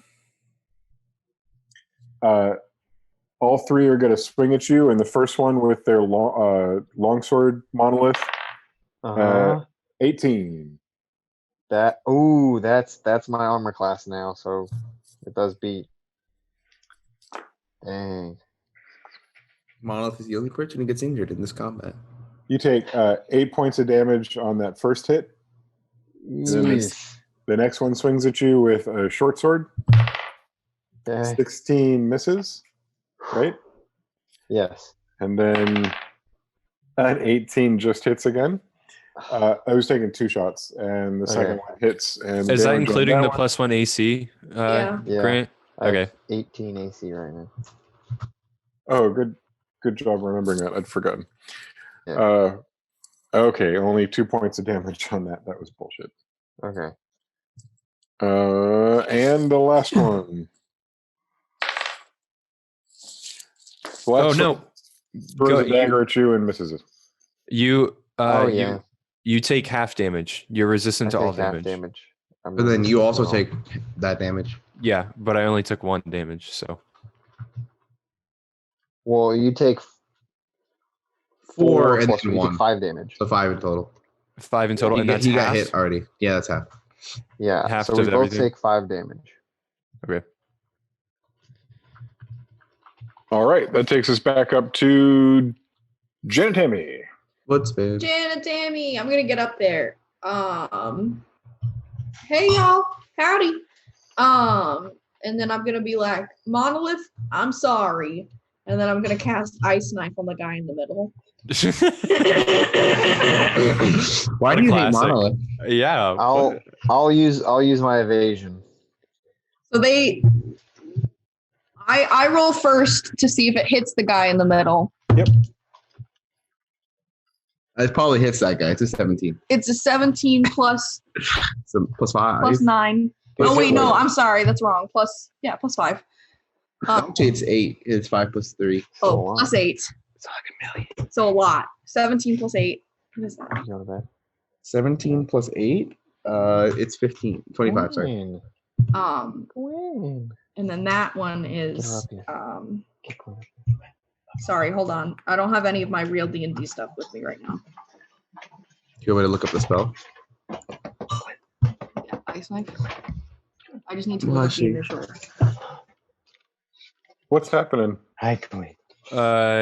Ice Knife does 1d10 piercing and then 2d6 gold. Very special campfire quests. Gwen. So it's 1d. What? Okay, so on hit, the target takes 1d10 piercing damage. Wait, are you casting it at level 1? Yeah, I'm casting it at level 1. Okay, then it does 1d10 and then 2d6 in 5 feet around that person. Yeah, I got it pulled up now. That first one is 2, unfortunately, so that main guy takes 2 hits of points. Hits of points. Listen, I will Kermit. And then 2d6, which is going to be 6 damage for everybody. I'm using my evasion ability. Do I use that, or is that just always active? You have to use it because it uses your reaction. I'm using it. What does evasion give you?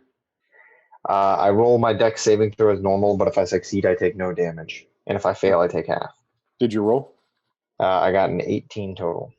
Okay, yep, so 0 damage for you. And the squad takes 6, 8, and 6. Is that what I'm hearing? Yep. All right. First, Monolith hopped up over the side. All 3 of them were surprised, but still managed to whack Monolith a few times, inflicting pain not only on him, but on a 2-headed orc-looking friend.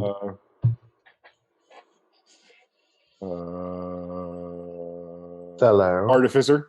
Yep. Down below. And then Janet Tammy hopped up and over and went, where'd you get your moisture? Did you do the old sweat on the forehead one? She wasn't very sweaty. She just spit in her palm. All right. Janet Tammy makes the patented Janet Tammy spit spear. Loogie Love knife. that one. That's my favorite. Throws it right into the center of the group of people and causes damage. Not only does the ice knife itself cause some damage, but the explosions from the little icy grenades themselves do a lot more damage to the group. Not Monolith, shockingly, but certainly the bandits who are taking the absolute brunt of this hellish onslaught. Angel Williams. What's the plan? You're way down at the bottom. I'm not sure if you'll be able to fireball anybody from where you are. Please don't. Fireball the whole tower. Angel is going to... Is anyone within 30 feet of Angel? Not anymore. I would like to get closer, please. In the however that works in the theater of the mind, I would like to move closer towards bad people. You are, after you move your movement, you are about 30 feet away from the base of the tower. It's 30 feet to the base and then 60 feet up to the tower, or to the top. Vicious mockery is what I'm gonna do. I don't know why I said it like that. Maybe it's just all for the fact that I don't have an insult. Who would know? But the only way we would know is if I keep talking until I look up vicious mockery, because it's been a minute. And I believe it's 2d6 at this level. 2d6, and I say, your mom, and roll 2d6. Wow. Or do you say thou'st mother? Thou'st mother. Thou'st mother. And I don't think I'm not gonna. Often I would, because we're in theater of the mind, I'll stop you and let you know that you are well outside of the 60-foot range of vicious mockery, because it's 60 feet up and 30 feet over, and a squared plus b squared is c squared. Wait, can you do that math for us then? About how far it is? No, please. Sure. Okay. 20 to 40, 20. Guys, Some I other can do number math that's for bigger. Lent, so this is kind of I can't. That's so fun. Wait, so if you're 20 feet away, it's 60 feet. After killing 12 people single-handedly, I think you could take a break. Then Angel's gonna fucking chill out, dude. That's not even. Angel takes a breather. Angel's just like, wow, I did good. Angel goes and like makes himself like a celebratory like ice cream sundae or something. He's like, good fucking job on you. And no, he just I guess he moves closer towards the tower, but isn't gonna do anything because he can't do anything. Got it. Angel uses a dash action to go beyond what he'd normally be able to do, taking him all the way to the base of the tower, finishes the turn with a hand right on the ladder, and handing the action over to Erdon. All right. I am going to climb up the rest of the ladder along with Buddy. And then I am going to cast Branding Smite as a bonus action. And I'm going to take out my Warhammer and throw it into my two hands with my shield on my back. And I try and take a swing at one of them. We're going to give them numbers. Number 2 is in the middle. Number 1 is on the left. And number 3 is on the right from your perspective. Okay, I'm going to do which are any of them damaged? The middle one was the one that was shot by ice knife, right? When you hop up and you look at all 3 of them, they look equally damaged to you. It's kind of hard to discern one from the other having more damage. Okay, my first instinction was the right one. Okay.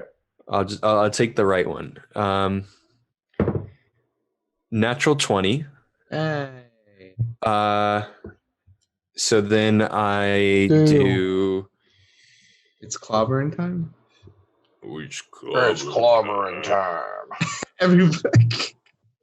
I rolled an 8 on a D8. And you get the. Are you doubling it or rolling it again? I am doubling that, and then I also. How much is Branding? Branding Smite is, I think, 2d8 as well. 2d6, and then that is okay. 4, 8. So 16. That's 30 damage total. 6. Oh, okay. I got 4 multiplied by 2, which is 8. And then I got 8 multiplied 2, which is 16. And then 16 plus 8 is 24. Plus 5. Hey, why was it an 8 plus all these things? Because I got a natural 20. Oh, wait. So Warhammer is 2d6, right? Branding Smite is 2d6. Oh, you branding smite as well. I Yes. forgot on top of that. Does that get double damage as well? Yes, because it's dice. Oh, okay, cool. Oh wait, it actually. Whatever. It actually does 1d10, not 1d8, the Warhammer. But oh well. So it was 1d. It did 8 damage from the Warhammer, multiplied by 2, which is 16, and then I got 4 from Branding Smite times 2, which is 8. So 8 plus 16 is 24, and then plus 5 from because artificers are allowed to add their intelligence modifier instead of their dex or strength when attacking. So that's 29, and then plus 1 because it's a magical Warhammer. So then it's 30. So 30 damage total. Okay. To the one on the right. I think he might be dead. Are you done? Yes. Well, not done, but I'm done with that attack. Yeah. Okay. Well, he died like 5 math equations ago. Okay. This has all been like a waste of. You see, I was looking at Artificer because fair. It's very similar to my Warlock. You see, do you see now the similarities? Yes. Lots of numbers. Lots of numbers. There's lots of little numbers, but they add up. And basically then the same thing except for intelligence. Yeah, pretty much. Yeah. And then I am going to I'm gonna go over to the one in the middle and make another attack. Very similar to Hexblade, but instead of trading 2 powerful spells, you get a bunch of low level spells. Yeah, because I only have access to 2nd level spells now. Yeah, but you get like a bunch. Yeah, and of course you get all the magic items too, which is pretty fucking baller. Yeah, first things first, you got to roll to attack. All right. That is a 20 to hit. That just hits. Just hits. Yep. 1d10 now. Okay, that's a 7. So 7 plus 1 plus 5 is 13, right? Yeah, 13. 13 damage. Intelligence modifier. Yep. That does it. You have now killed 2 with both of your swacks. So if you'd like to walk us through what the second one looks like. I would like to, in the first one, kind of take out my Warhammer and throw it around and try and bust his head off like a pumpkin, and then have the two arms kind of like allow it to go, the Warhammer to go around the neck and then go up and over like a little like carnival game on the middle one. You put his head into his chest. Yeah, and the other body, the first body is now glowing, just like radiant, like bright light. Well, you've got 2 corpses up there in the tower with you, and one very concerned individual that's already pretty bloody. And with that, we're going to let you bask in the glowing glory of your corpses and send Zephaniah up and over the top, if that's where they want to go. Okay, I'm gonna save you the trouble of like throwing numbers at you and just I killed that last guy. Like let's not fuck around. Like, what if you roll a 1 though? Let's not fuck around. Like I killed the last guy. Like well, go ahead and describe it to us then. I mean, maybe Come we on. should follow the rules of fucking This life. is you want me to really do it? Yeah, Okay, I fine. want you to really do it. I was trying to save us a couple fucking minutes, but Watch you know them what? roll a natural 20 on this. We'll see. I'm waiting for the 1. I've actually been rolling really shit all night, so This is gonna be the one roll that matters. it's not good. It's 9. My weapon is +2 now, right? Which is like pretty good. Or is it still a +1? It might be +1 still. I don't remember. I've got it on Discord actually. I'm gonna go to Discord. It's a +2. It's pretty sexy. And then I'll flash of genius to add a +5 as my reaction. It's a 9 +2, which is 11. +5. +3, which is a 14. +4, which is charisma. So it's This is even just a without hit? Flash of Genius. Oh. Yeah, it's just it. Then never mind. Yeah, it's already it's 9 plus 2, which is 11, plus 3, 15, plus 4 again, so it's 18 to hit already. Right? Holy That hits? damage. Okay. I mean, Monolith is very sad. we could roll the damage. What color is the jewel right now? What color is the jewel right now? Huh? It's nighttime. It's so midnight. that means I haven't. It's what color? It's midnight right now, so it's onyx. So that's necrotic damage then, right? Mm-hmm. Okay. Monolith like hurried his ass up here and took like 5 seconds to breathe, and everybody's dead. So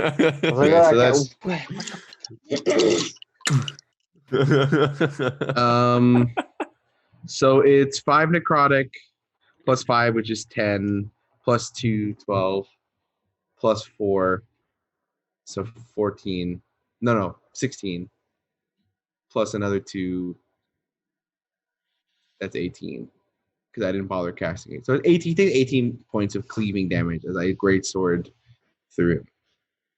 You've done it as a group. You've defeated these low-level bandits. The last of their little charred corpses aren't even twitching anymore. There's not even residual nerve activity going on. Oh man, nothing. Good job, team. Have an entire bandit village all to yourself, and it's about 2 a.m. Good job, team. Maybe now that you think that's all of them. Wait, is this in character? Yeah, I'm feeling a little tired now. Really? I feel like we just because we didn't sleep. Yeah, I didn't. I'm a little disappointed. I'll be honest. I ran all the way up here, and now we just gotta go to bed, huh? Yeah. Well, maybe you should try hitting him next time. Monolith. I had to take a breather, and my shoe was untied. You also kind of jump in there and kill all of them usually. Yeah. Me? Yeah. Yeah, you. Angel just killed fucking 12 guys. I wasn't even involved in that. I think we've learned a lot over the past day and a half, and it's that I'm fucking amazing. This is what I'm talking about. We're literally unstoppable. We're pretty. I feel like God. I think I could. I like pick up Angel, and I'm like, we're unstoppable. You two should go fight the Naga by yourselves since you're so maybe good. they're not that unstoppable. Let's not get too carried away. Oh! Now you're not gonna be so cocky, huh? All right. I feel like we should fix the airship now. What were you saying, though, Jenny Tammy? I'm sorry. We got excited. Angel.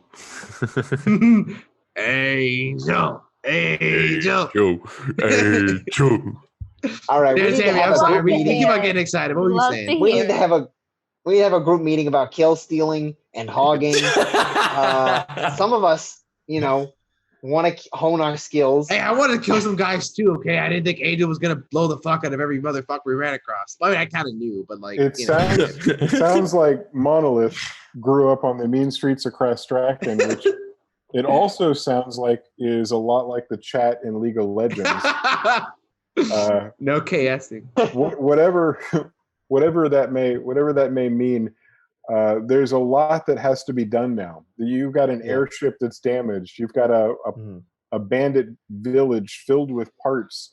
You've got a dog named Wolf, and a kid just outside of the bandit village waiting for you. And in the distance, you don't hear anything terrifying. I've got no scary cliffhanger to end this on tonight, because right now we have about 6 days and 18 hours before we play Dungeons and Dragons again for the Campfire Quest stream. Woo! There's a chance some of us could get together and do a one-shot between now and then just for the fun of it. Maybe one of you would want to DM that and I could play or something like that. Who knows? We have a lot of options. I didn't invite you to play in the last Saturday night sleepover. I'm sorry about that. Well, there's always the next one. And well, that's Parker's though, so I can't. Know everybody out there that's listening to us and is still with us, we appreciate you being here with us on Campfire Quest. We have been away for a long time, and we're happy to be back. It might seem like virtual tabletop is new for us, and that's because it is. We're still trying to figure this out. We're still trying to add map elements and other elements, and we'll get all that figured out as we're going. More than anything, we just like having you watch us have a good time. The weekend has started. It's clearly dark out here in the East Coast of the U.S. Are you guys out there? Are you doing okay in your different homes? I know we're mildly quarantined in. Everybody doing well? I cleaned my room. It was kind of depressing. I haven't done anything productive yet this quarantine, but one day I will. You know, it's really fun talking to everybody in the Discord, though. Yeah. So make sure you join our Discord, which you can down below. You can also see the mock-up that Welsh Troll made up for Go Fishing. Oh my god, I just saw it. I want you to know, Welsh Troll, that I love you. Well, I'm looking forward to going to check it out. It's very good. It's really good. Yeah. One of the many reasons we love. Is that officially Campfire Quest fan art? I don't know. Maybe. I think so. We're gonna count it. Yeah, I think it counts. Thank you, Welsh Troll, for the fan art. When we get big enough, we'll turn that into a real game. Yeah. It's just Uno. We don't need to wait. We're gonna rip Uno off right now. Hell. It's not Uno. It's Go Fishing. We have to get the story straight long before we go to production. We might have to update some rules, change things around a little. Draw 4 fish. I missed you guys. I'm glad we got to play. Me too. Yeah, I missed our characters. I missed Jan and Tammy so much. So much. Okay. I missed them all. Normally we'd be done at 10 o'clock, everybody. It's a little bit late. We're going to go to sleep. Hopefully, Zoe, we're going to send this over to Alberon RPG. All right. Make sure you guys are on. Yeah, head on over and happy campfire questing. We'll see you next week, everybody. Yeah. Bye-bye. Bye. Bye.